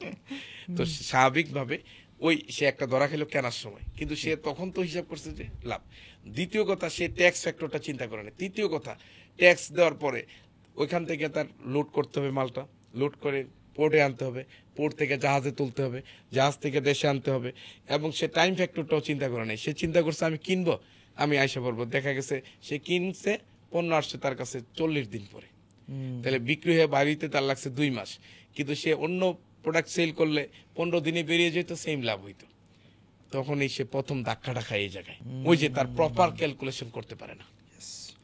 এটা প্রথম ধাক্কা। এবং অধিকাংশ ব্যবসায়ী দেখবেন কয় যে হয় কিনছি, কিন্তু পরে দেখি আইনা খরচ বেশি হয়ে যায়। বেশি হয় অনেকগুলা কারণ। ধরেন আমাদের দেশের ট্যাক্স প্যাটার্নটা এক এক পণ্যের জন্য এক এক রকম। এবং আপনি খুব বিস্মিত হবেন, একটা মোটর, এই মোটর গড়ে পানি তুলতে ব্যবহার হয়, সেটার ট্যাক্স 67%।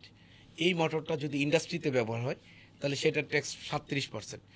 এই সেম মোটরটা যখন কৃষিকাজে ব্যবহার হবে তার ট্যাক্স 1%। আচ্ছা, এখন আমি হাউস হোল্ডে বেচবো ওই মোটর, যদি কৃষিকাজের মোটর ডিক্লেয়ার দেয় আনি, এটা যদি কাস্টমস ধরতে পারে আমাকে জরিমানা করবে। কারণ আমার দেশের ব্যবসায়ী তো অনেক বুদ্ধিমান।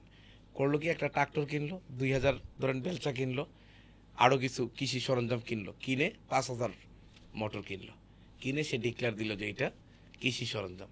এখন ওই যে 1 কোটি টাকার মাল কিনছে, তার 67 লাখ টাকার ট্যাক্স, 1 লাখ টাকা ট্যাক্স দিয়ে বাইরে গেছে। ওই ট্যাক্সেই তো সে 66 লাখ টাকা লাভ করলো। এই লোকের সাথে আর আপনি কি করে মার্কেটে পারবেন? মানে এটা একটা সিম্পল উদাহরণ দিলাম। আবার এটা কি পলিসিগত প্রবলেম দেখতেছেন, নাকি আপনি দেখতেছেন আমাদের নীতিতে সমস্যা, নাকি এটাই করতে হবে? আপনি না, কি দেখেন? এটা প্রথমত পলিসিগত প্রবলেম। আর সুযোগ থাকলে সবাই তো সুযোগ খুঁজবে। এটা জিনিসগুলো আসলে আইডেন্টিফাই করা যায় না, কোনটা ইন্ডাস্ট্রিতে ব্যবহৃত হবে, কোনটা বাসাবাড়িতে ব্যবহৃত হবে, কোনটা কৃষিকাজে ব্যবহৃত হবে। অলমোস্ট মোটর তো সব অলমোস্ট সেম সেম। তো এইটা আইডেন্টিফাইয়ের ব্যবস্থা রাখে না, এটা পলিসিগত সমস্যা। আবার এখন আরেক জায়গায় পলিসিগত সমস্যা নাই, সেখানে কি হয়, আপনি ধরেন যিনি গভর্নমেন্টে আছে তার একজন প্রভাবশালী মন্ত্রী বা এমপি বা তার আত্মীয়, আমি একজন নর্মাল ব্যবসায়ী, পোর্টের কমিশনারকে আপনার উনি ফোন দিয়ে দিছে, আপনি যেই পণ্য আনছেন তার এইচএস কোডটা ইচ্ছা করে, ওটার ট্যাক্স হলো 105%, আপনি এমন একটা এইচএস কোড দিচ্ছেন যে এটা ট্যাক্স 7%। এই পণ্যটা পোর্টে কিন্তু ধরা খেয়ে যেত, কিন্তু আপনার প্রভাবশালী লোক আছে সেইটা ধরে নাই, ওই পণ্য ডিক্লেয়ার করে আপনাকে বের করে দিচ্ছে ট্যাক্স দিয়ে, কিন্তু আমি আনলে আমি ধরা খেয়ে যাচ্ছি। তখন এই প্রভাবের উপরও অনেক বেশ কম হয়। কিন্তু একজন ক্ষুদ্র উদ্যোক্তা এই ভিতরের এই সেন্সগুলো আমার মনে হয় ভাবার দরকার নেই, কারণ ভাবতে গেলে সে তখন ভয় পাবে। প্রথম কথা হচ্ছে ভাইয়া, মানে একটা হচ্ছে যে আমি তাহলে কিভাবে এরকম ভেতরের একটা লোককে দিয়ে কমাইতে পারি, এটার চেয়ে আসলে আমাদের ভাবনা বা কষ্টের জায়গাটা কোনটা, সেটা হচ্ছে বাকিরা যে এটাকে প্রভাব খাটায় মার্কেটটাকে তার মতো করে সাজায় নিচ্ছে, তখন আমি তো চাইলেও আর বিক্রি করতে পারতেছি না। That's the problem. মানে I totally get your point. এখান থেকে প্লিজ আমাদের লার্নিংটা এটা না হোক কিভাবে করে আমিও একটা প্রভাবশালী নেতার একজন এইটা হয়ে গিয়ে এটা করি। এনিওয়ে এক একজন এক একভাবে ব্যবসা করবে। তবে এইটা জানতে হবে তাকে, না হ্যাঁ, হলে জানতে হবে। সে ধরা যাবে তো। এখন মার্কেটটা নষ্ট হয়ে যাচ্ছে। এই যে সে যখন ক্ষতিগ্রস্ত হবে তখন সে নিজেকে দোষ দিবে, সমাজকে দোষ দিবে, আইনকে দোষ দিবে। 10 টাকার জিনিস কিনে এনে যেখানে 10 টাকা লাভ হওয়ার কথা সেখানে তার 10 টাকা লস হয়ে গেছে। সো মানুষ আগে পরিপূর্ণ জিনিসটা জানতে হবে যে যারা পণ্য আমদানি করে তারা 4টা ভাবে কিন্তু ফাঁকি দেয়। প্রথমত 1 নম্বরে হলো অনেকে এইচএস কোড ঘুরাই দেয়, যে এইচএস কোড দেওয়ার কথা সেটা না দিয়ে, যেটা যদি অফিসার ম্যানেজেবল হয়, অফিসার ম্যানেজ করতে পারবে, সে আগে লিঙ্ক করে দেখে, যদি ম্যানেজ করতে পারে দেখে তখন সে এইচএস কোডটা ঘুরাই দেয়। এটা কিন্তু শুরু থেকে শুরু হবে, হঠাৎ করে এইচএস কোড ঘুরাইতে পারবেন না। কিন্তু অনেক ডকুমেন্টের ব্যাপার, আপনাকে পিআই দিবে, পিআই দিলে আপনি এলসি দিবেন, এলসি দিলে সে কমার্শিয়াল ইনভয়েস দেবে, প্যাকিং লিস্ট দিবে, অনেক ধরনের ডকুমেন্টস এইটা তৈরি হয়ে আসবে। ওই কারচুপির শুরু কিন্তু শুরুর থেকে, সে আগের থেকে জানে সে 2 নম্বর এটা করবে। তাহলে এইটা একটা। 2 নম্বরে হলো ওজন কম দেখানো। ওজনটা ধরেন একটা কন্টেইনার 22 টন হয়, 26 টন হয়, 26 টন কন্টেইনার ওইখানে যখন উঠতেছে প্রত্যেক জায়গায় ওজন ওঠে, ও লেখার কথা 26 টন, স্কেল যে করতেছে ও লিখতেছে 23 টন। কারণ কি, ওর পকেটে একটা বান্ডেল ঢুকে গেছে। এটা ব্যাড কালচার, কিন্তু এইটার প্র্যাকটিস এই দেশে আছে। ওকে, এইটা হলো ওজন কম দেখায় দিচ্ছে ফাঁকি। 2 নম্বরে হলো আপনারা দেখবেন এই বছর 2 আগে কেসিনুর বা 3 বছর আগে কেসিনুর প্রোডাক্ট ধরা খেলো। আইনগতভাবে কেসিনুর প্রোডাক্ট ডিক্লেয়ার দিয়ে তো কেউ আনে নাই, এটা ঢুকলো কি করে? তার মানে পণ্য হাইড করা হয়েছে, পণ্য গোপন করা হয়েছে। এইভাবে অনেক দামি পণ্য যেটা অনেক টাকা ট্যাক্স, এটা গোপন করে অন্য নাম দিয়ে, ধরেন এটা সিরামিকের মগ, এটা ট্যাক্স ধরেন 10%। এখানে সেম স্টিলনেস স্টিলের মগ, এটা ট্যাক্স ধরেন 65%, ওইটা কি সিরামিক দিয়ে। এখন এটা কিন্তু ধরা খাবে, কিন্তু ধরা খাওয়ার জায়গাগুলাই তো আবার বান্ডেল আছে। আপনি ওই যে ফার্স্টে যেটা বলছিলেন না, এইচএস চেঞ্জ করে দেওয়া, এটা তো ভাইয়া ওই ঘটনাই ঘটলো, তাই না? এইচএসটা চেঞ্জ করে দেওয়া, তখন এরকম প্রোডাক্টটা গোপন করে ফেলে, গোপন করে অন্য একটা প্রোডাক্ট ডিক্লেয়ার করে এটাকে। এবং তখন ওইখানে যারা থাকে তারা দেখেও দেখে না, তারা হলো দেখতেছে এটা সিরামিকের তৈরি, লিখতেছে স্টেনলেস স্টিল, অথবা দেখতেছে স্টেনলেস স্টিল, লিখতেছে সিরামিক। আচ্ছা, এই গেল 3 নাম্বার। আর 4 নাম্বার হলো কেনার সময় যে দামটা, এই দামটাকে অনেকে কম ডিক্লেয়ার করে। ধরেন আমি এটা কিনছি 100 টাকায়, আমি বলতেছি না আমি এটা 20 টাকায় কিনছি। এখন একই ধরনের প্রোডাক্ট, চায়না কিন্তু এমন এক জাতি, চায়নার বৈশিষ্ট্য হলো যত গুড় তত মিঠা। মানে আপনি এই জিনিসটা 20 টাকায় তৈরি করবে, এই জিনিসটা 100 টাকায় তৈরি করবে। দেখেন আইফোন চায়নায় তৈরি হয় 1.5 লাখ টাকা, আবার সেম আইফোনের রেপ্লিকা দেখতে মনে হয় আইফোন, ওইটা চায়নায় তৈরি হয় মাত্র 3,000, খুচরা লেভেলে 5-7 হাজার টাকায় বিক্রি হয়। তাহলে এখন ওই কাস্টমস কর্মকর্তা তো বিভ্রান্ত হচ্ছে যে আদৌ এটার দাম 20 টাকা না 100 টাকা।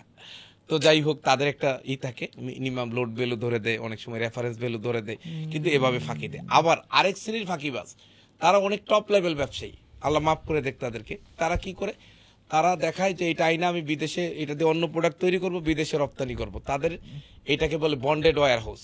ওকে, ধরেন রপ্তানি সত্যিই করে, রপ্তানি হবে 1 কন্টেইনার, আনছে 10 কন্টেইনার, 9 কন্টেইনার রাতের আধারে লোকাল মার্কেটে ছেড়ে দিয়েছে। তো এভাবে অনেক সময় মার্কেটে ইমব্যালেন্স তৈরি হয়। তো আমার পরামর্শ হলো এইটা ক্ষুদ্র ব্যবসায়ীরা এটা মাথায় নিবে না। কেন মাথায় নিবে না?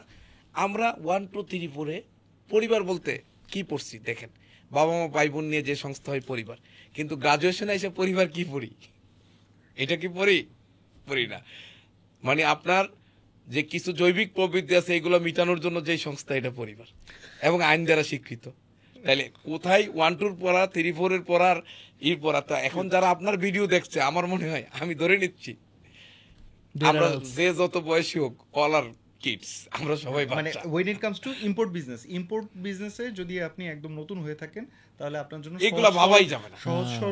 সহজ সরল পরামর্শ ভাইয়ের জন্য, সেটা হচ্ছে যে ওই তো প্রোডাক্টটা মার্কেটে চলবে কিনা সেটা একটু মনোযোগ দিয়ে দেখা, এবং হচ্ছে ওই প্রোডাক্টটার প্রাইসিংটাও কিভাবে হবে সেটাও মনে হয় ভাই আপনি একটা পরামর্শ দিচ্ছেন। আচ্ছা, আরো একটা মজার কথা বলে দেই, এই প্র্যাকটিসগুলা আলহামদুলিল্লাহ কমে আসতেছে, এবং গভর্নমেন্ট স্ট্রিক্ট হচ্ছে, বিভিন্ন জায়গায় জরিমানা করতেছে, অনেকে লাইসেন্স বন্ধ করে দিচ্ছে, অনেকে খুঁজে বের করে জেলে ঢুকাচ্ছে, নানা রকম সরকার চাচ্ছে এগুলো বন্ধ হয়ে যাক। যেমন মিনিমাম এই যে কম দেখাইতে যেন না পারেন, মিনিমাম লোড ভ্যালু ধরে দিয়েছে গভর্নমেন্ট, যে এর কম তোমার থেকে আমি ট্যাক্স নিব না, বেশি হলে বেশি নিব। কিন্তু জমির মোজাবেলও যেরকম ট্যাক্সের ক্ষেত্রে কিছু 2000-এর বেশি পণ্যের মিনিমাম লোড ভ্যালু ধরে দিয়েছে। এগুলা এটা খুব আশার কথা যে ইমব্যালেন্সগুলো কমে যাচ্ছে, এবং যত বেশি ডিজিটাল হবে দেশ তত তো চুরি বন্ধ হবে। আপনারা তো বুঝেন ডিজিটালের সব রেকর্ড থাকে।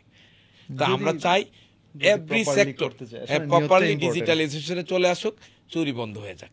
তাহলে আমার যারা নতুন, এখন নতুনদের আর একটু ব্যাপার বলি। একটা ছোট গাছ দেখবেন, ছোট গাছ এটা ওই মানুষের পায়ের তলে পড়ে, অনেক সময় বাচ্চারা যাওয়ার সময় টান দিয়ে ছিঁড়ে ফেলে, আবার ছাগল খাওয়ার সম্ভাবনা থাকে, আবার বড় গাছ ছায়া দেয়, ফলে ও বেড়ে উঠতে পারে না।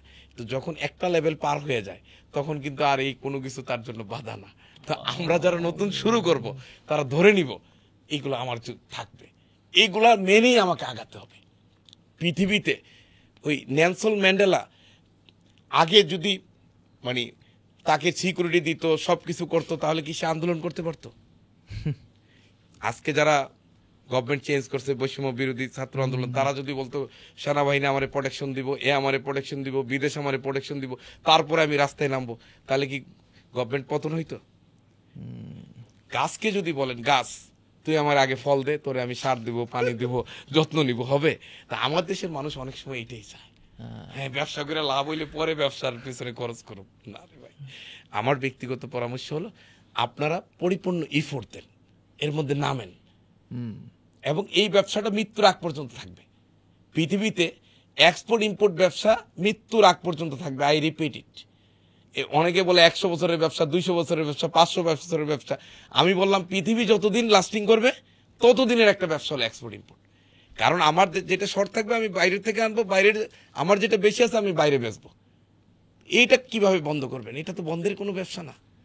সুতরাং এই ব্যবসায় যদি আপনি এক্সেল হন, দক্ষ হন বা এক্সপার্ট হন, আপনি অনায়াসে অর্থ বানাতে পারবেন ইনশাআল্লাহ। ইনশাল্লাহ।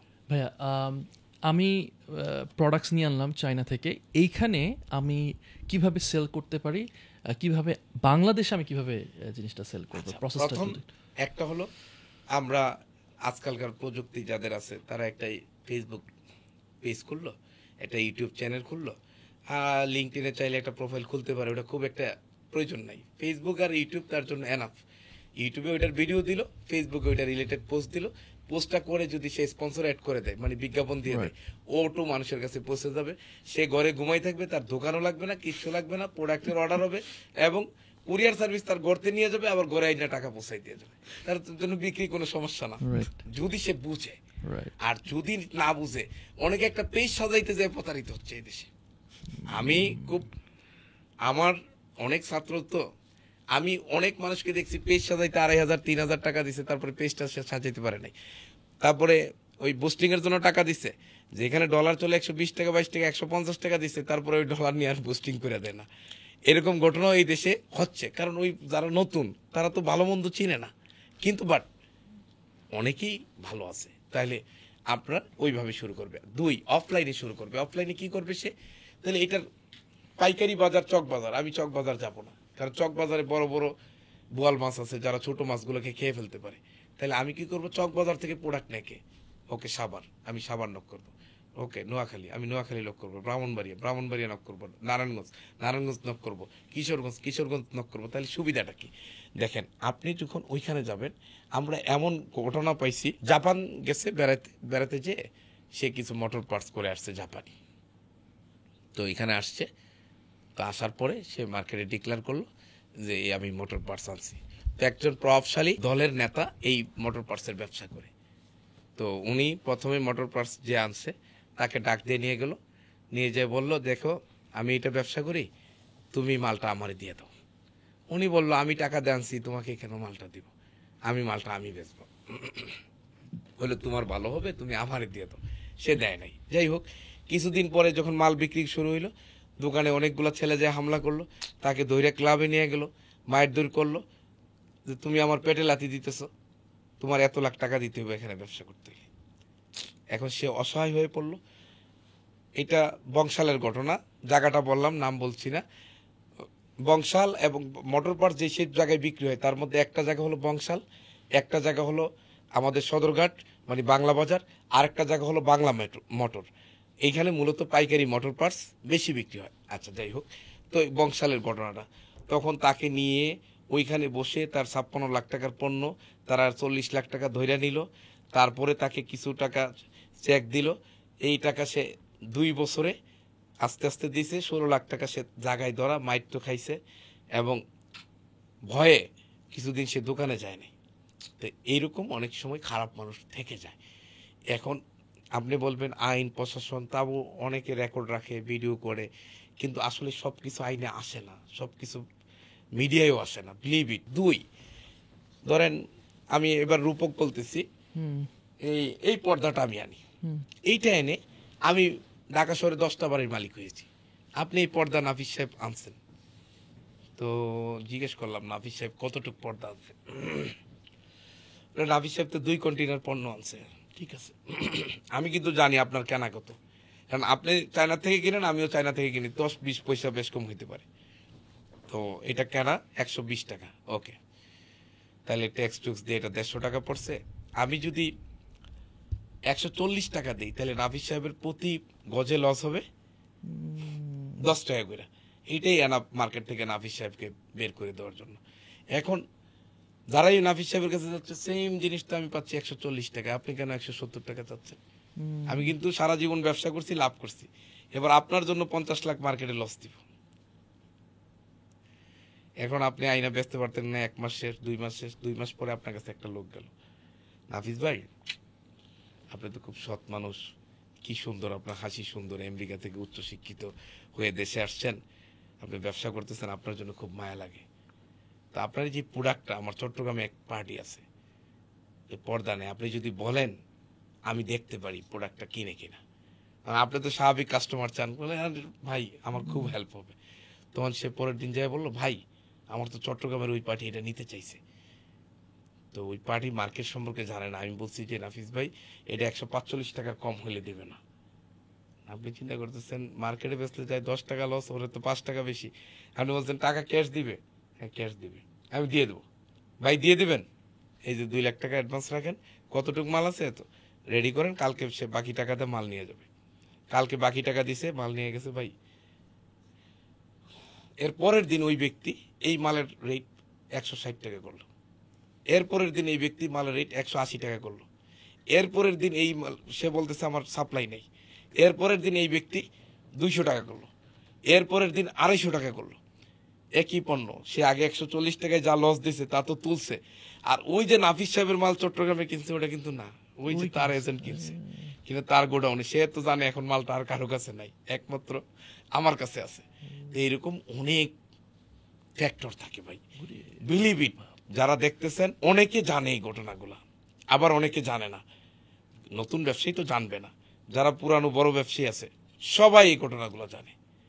এরকম বড় বড় মাইর খেয়ে যেতে পারেন যদি আপনি মূল মার্কেটে কাজ করতে চান, কিন্তু যখন আপনি সাইড মার্কেটে যাবেন তো ও তো আপনাকে জানেই না, ও আপনার মাইর দিব কেমনে?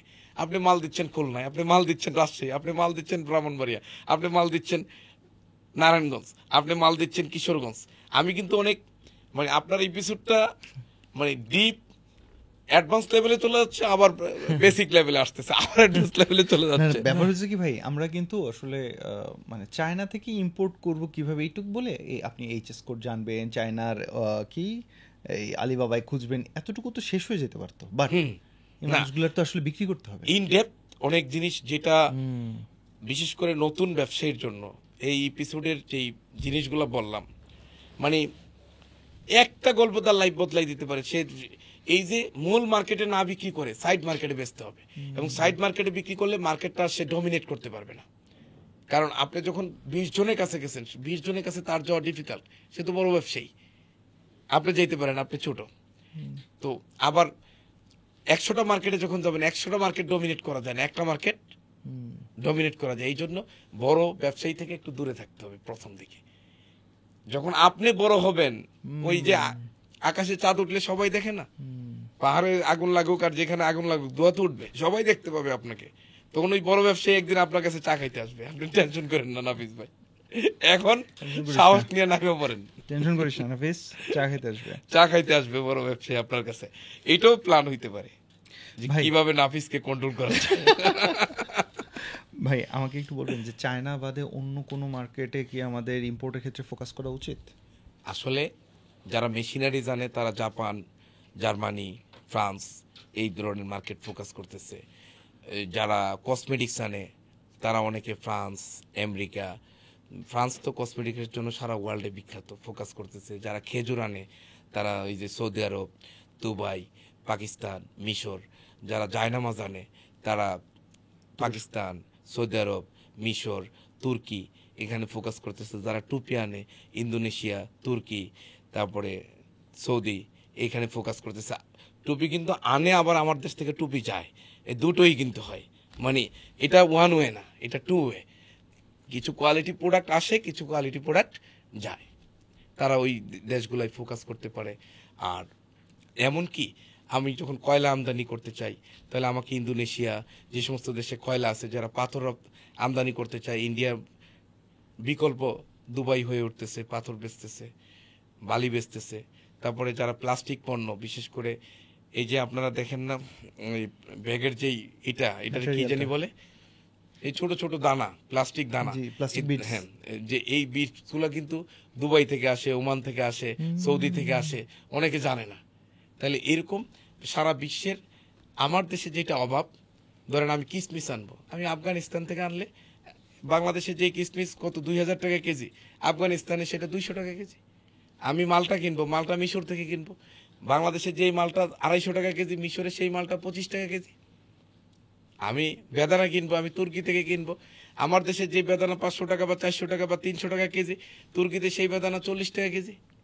আমার কি ভাই তাইলে, এই যে আপনি এখন তো একটু লোকাল মার্কেটের দিকে আসছেন ভাই, আমার কি তাহলে এই সব মার্কেট এক্সপ্লোর করার জন্য সব দেশে যেতে হবে? আচ্ছা, প্রথম প্রশ্ন হলো, আমি তো ক্ষুদ্র উদ্যোক্তা, আমার টাকা 10,000, 20,000, 50,000, 1 লাখ, আমি ওই দেশে কেমনে যাব? আর সেকেন্ডলি, উন্নত দেশ তো একটা লোককে ভিসা দিতে অনেক ক্রাইটেরিয়া মেনটেন করে, কোনো দেশে যাওয়ার দরকার নাই। প্রথমে আপনি ওই যে যেমন ChatGPT বলেন, ওই যে আলিবাবায় যান, মেড ইন চায়নায় যান, গ্লোবাল সোর্সেসে যান, এরকম বিভিন্ন B2B প্ল্যাটফর্মে আপনি ইন্টারাকশন শুরু করেন। হ্যাঁ, এরপরে একটু পুঁজি হলো, আপনি পাসপোর্টটা করেন, ভিসা লাগান, যাওয়া আসার খরচও ফ্রি হয়ে যাবে। কারণ ওই যে যাওয়ার সময় কিছু নেবেন, আসার সময় কিছু নিয়ে আসবেন, সারা ওয়ার্ল্ডে ঘুরবেন। কিন্তু হঠাৎ করে আপনি তুর্কি যাবেন, তুর্কির ভিসাই তো আপনি পাবেন না। কিন্তু আপনি যখন কোয়ালিফাইড হবেন, আমেরিকার 5 বছরের ভিসা, কানাডার 10 বছরের ভিসা আপনাকে দিয়ে বসে থাকবে এবং আপনি যাওয়ার টাইম পাবেন না। এই জন্য প্রথমে তার দেশে যাওয়ার দরকার নাই, তাই অনলাইন প্ল্যাটফর্মগুলোয় সে সার্চ করুক। কিন্তু আপনি যাবেন, সারা পৃথিবী দেখবেন ভাই, না দেখলে কিভাবে হবে বলেন? আপনি যে সুন্দর হাসিটা দেন এবং আপনি যে ইসলামকে ধারণ করে আছেন, এইটা সারা পৃথিবীর মানুষকে দেখাতে হবে না? এই যে আপনার যাওয়াটাও দাওয়াত, আপনার হাসিটাও দাওয়াত। ভাই আসলে কি, আমি একটা লোককে খুব ভালোবাসি, সে আমার সাথে চায়না যায়, সবসময় টুপি পরে থাকে। আমার মহব্বতটা হইল কি, আর কিছু না হোক, সে যে টুপি পরে ঘুরে, এটা তো দাওয়াত, এটা তো দাওয়াত। আমার কথাটা বুঝতে পারতেছেন? তাহলে আপনি এদেশের একজন মানুষ হিসেবে যাচ্ছেন, আমরা অনেকে বুঝি না, বিশ্বের অন্য দেশে যখন আমি যাই, আমি তো বাংলাদেশের অ্যাম্বাসেডর, আমাকে দিয়ে ওরা বাংলাদেশকে জাজ করে, আপনাকে দিয়ে বাংলাদেশকে জাজ করবে। তো সুতরাং আমরা যখন কোয়ালিফাইড হয়ে যাব, তখন দে স্যালুট আস, তারা আমাকে স্যালুট করবে। এবং ভিসা তো কোনো ব্যাপারই না, সেই দেশের ভিসা চান ওইটাই পাইবেন। কিন্তু প্রথমে ভিসা খালি ব্যাপার না, আপনি যেইখানে দাঁড়াইবেন ওইখানে রিজেক্ট। এই জন্য একই জিনিসের বিপরীত চিত্র, যে বুঝে তার কাছে সহজ, যে বুঝে না তার কাছে কঠিন। জি ভাইয়া, আমাদের একটা গ্রুপ আছে, সেটা হচ্ছে 5% ক্লাব, আমাদের টু সেন্স পডকাস্টের। তো ওইখানে একজন প্রশ্ন করছেন, আব্দুর রহিম বাবু, এটা অনেকেরই এরকম প্রশ্ন থাকবে, তো প্রশ্নটাই আমি এখানেই করি। উনি বলছেন যে অথেন্টিক ডাইরেক্ট ফ্যাক্টরি সাপ্লায়ার কিভাবে পাবো, এবং তাদের সাথে কয়টা বিষয়ের উপর আলোচনা করে বিজনেস ডিল করা যায়, এই বিষয়ে জানতে চাই। প্রথম যে বিষয়টা, আমরা যেই অনলাইন মার্কেটগুলো বললাম, সেই মার্কেটগুলোয় সে প্রথমে অ্যাকাউন্ট খুলে তাদের সাথে কথা বলবে। কথা বলার পরে ওইখানে কোম্পানির স্ট্যাটাসটা দেখা যায়, সে কি ট্রেডিং কোম্পানি, ট্রেডিং মানে অন্যের মাল কিনে বিক্রি করে, সে কি ম্যানুফ্যাকচারার, যদি ম্যানুফ্যাকচারার হয় সে ফ্যাক্টরি, 1 নাম্বার। ওকে, এখন এটা দেখার পরে আমি যদি সক্ষম হই, আমার ক্যাপাসিটি থাকে, তাহলে আমি তার ঠিকানায় চায়না চলে যাব, যেয়ে দেখবো। আর একটা পণ্যের যে বিষয়গুলো আলোচনা করা লাগে, পণ্যের দামটা কত হবে, তার কোয়ান্টিটি কি থাকবে, তার সাইজ কি থাকবে, এবং তার এই ইনকো ট্রান্সটা কি হবে, তার এইচএস কোডটা কি হবে, সে কোন পর্যন্ত আমাকে সেবা দিবে, কতদিনে পণ্যটা ডেলিভারি দিবে, পেমেন্ট মেথডটা কি হবে, এবং যদি কোনো সমস্যা তৈরি হয় তাহলে সমস্যাটার সলিউশন আমরা কিভাবে করব, এই বিষয়গুলো আসলে আলোচনা করতে হয়। এবং নতুন আমদানিকারক হিসেবে যদি কোনো বিষয়ে আপনি আলোচনা না করেন, সমস্যা তৈরি হলে আপনি ঠকবেন। কারণ সে তো ফ্যাক্টরি বা সে ব্যবসা করে প্রতিষ্ঠিত, আমি তো নতুন। দেখবেন নতুন লোক যদি কোনো কথা বলে তার কথার দাম দেয় না, পুরানো লোক কথা বলে কথার দাম দেয়। সেই জন্য আমি সাজেস্ট করব যারা ব্যবসা করবেন সব কিছু আপনি আলোচনা করে নেবেন। ও কি মনে করে এটা দেখার আপনার সুযোগই নেই। আমি পয়সা দেব, যদি লস হয় আমার লস হবে।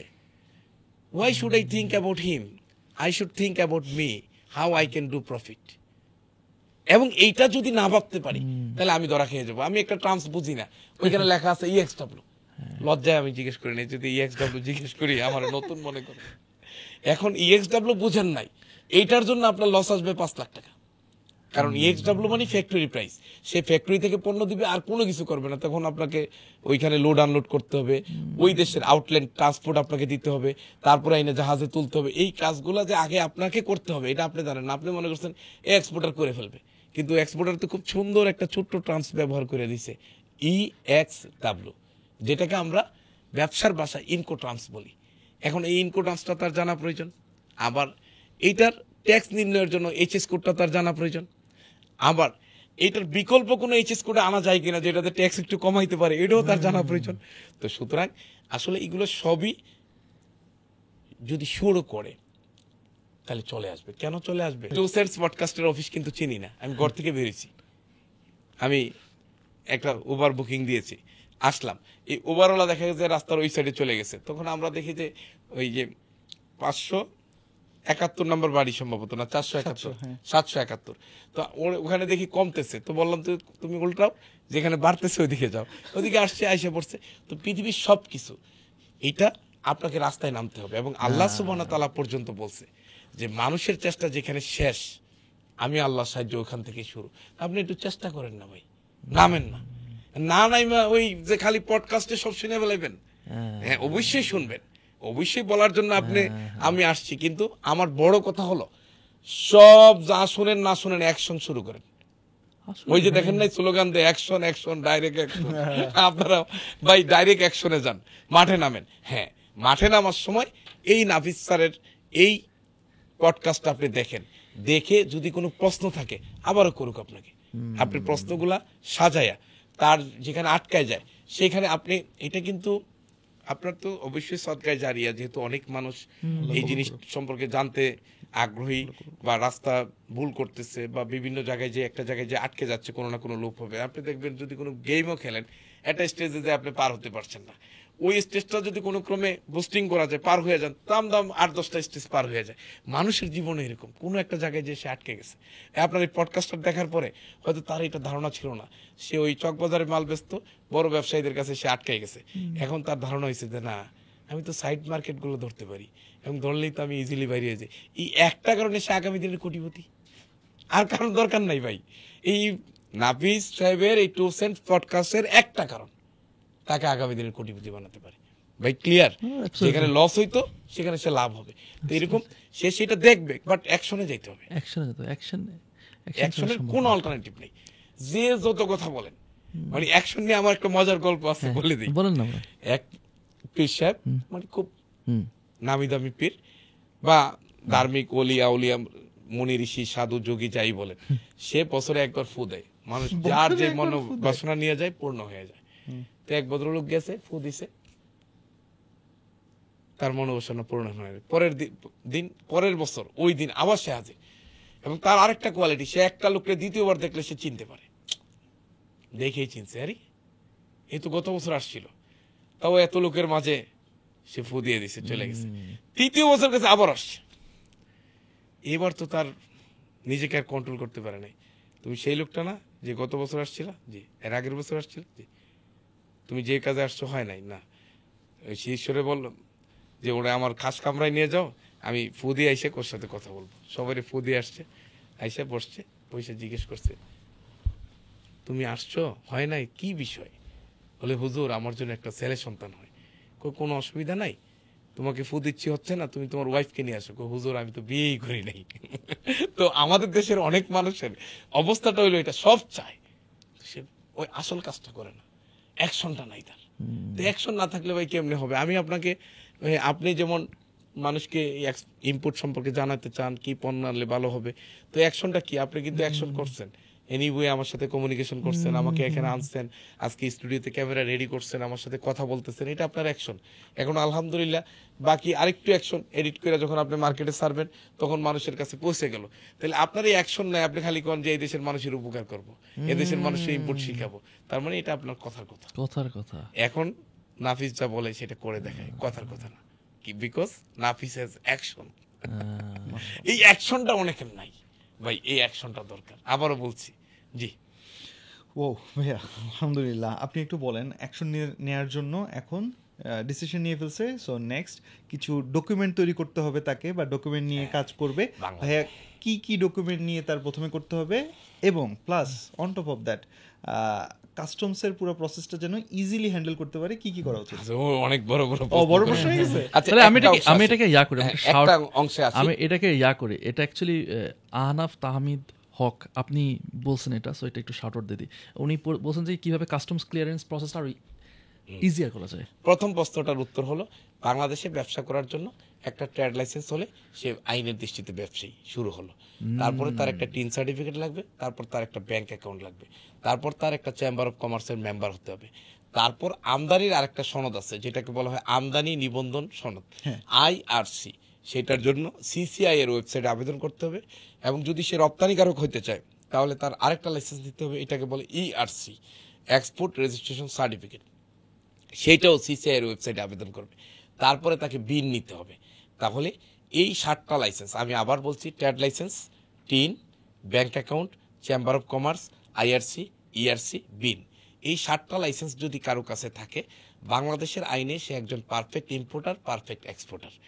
এই লাইসেন্সগুলো ছাড়াও আপনার পডকাস্ট যারা দেখতেছে তারা চাইলে একবারে লাইসেন্স ছাড়া ব্যবসা করতে পারে। ওই প্রোডাক্ট কিনছে, ডোর টু ডোর দিয়ে নিয়ে আসলো, প্রোডাক্ট কিনছে পোস্টাল সার্ভিসের মাধ্যমে নিয়ে আসলো, প্রোডাক্ট কিনছে একটা মার্কেটে 5 জন ব্যবসায়ী আছে, আমি এই মার্কেটের একজন ক্ষুদ্র ব্যবসায়ী, বাকি 4 জনের সাথে আমি মিলে প্রোডাক্ট কিনছি, তাহলে আমার তো লাইসেন্স দরকার নাই, ওদের লাইসেন্স আছে, ওরা নিয়ে আসবে। এতে আমি মাঝে মাঝে ঠকতে পারি, আমাকে প্রতারিত করতে পারে, একটু সাবধানতা দরকার, বাট আই ক্যান ডু, আমি পারি, স্টার্টটা করতে পারি। আবার আরেকটা কথা আমি বলি, অনেক সময় বাংলাদেশে এরকম ট্রেনার আছে যে সে ট্রেনিং দিয়ে 3 লাখ 20 লাখ টাকা নিয়ে নেয়। আরে ভাই, তো 3 লাখ 20 লাখ টাকা মাঠে ফানা, মাঠে লস কর, মাঠে শিখ। আপনি তো মাঠে যখন ধরা খেলেন, মাঠে 3 লাখ টাকা ধরা খান না, বুঝবেন 3 কোটি না 300 কোটি টাকা কিভাবে ইনকাম করা যায়। আপনি ক্লাসরুমে 3 লাখ টাকা ব্যয় করে ফেললেন। সো লাইফ বুঝতে হবে। আমরা যেইখানে কোর প্রোডাক্ট, ধরেন আমি আমার হোটেলটা বাতের হোটেল, হারুনের বাতের হোটেল আমার। এখন বাতের হোটেলে ভাত ভালো না, ডেকোরেশন ভালো, মানুষের অভ্যর্থনা ভালো, পরিবেশ ভালো, ভাতটাই খারাপ, তাহলে কি বাতের হোটেল চলবে? তো আমাদের দেশের মূল সমস্যা হলো কোর প্রোডাক্টে সে ফোকাস করে না। আমাকে যেমন অনেকে বলে যে এরকম ট্রেনিং তো অনেকে দেয়, তো আমি বলি আপনি আমার কাছে কি জন্য আসছেন? বলে যে আমি আপনার কাছে ট্রেনিং নেওয়ার জন্য আসছি। আমার ট্রেনিং এ কোনো খাত আছে কিনা? না স্যার এখানে। তাহলে আমি আপনাকে ট্রেনিং বেশি, ট্রেনিং এ বল নাই, তাহলে এরপরে ইমপ্লিমেন্টেশনের বল তো আপনি দেয়, ইমপ্লিমেন্ট তো আপনি করবেন, লাইফ তো আপনার, আমি তো ইমপ্লিমেন্ট করব না। আর আমি আমার লাইফে ইমপ্লিমেন্ট করতেছি।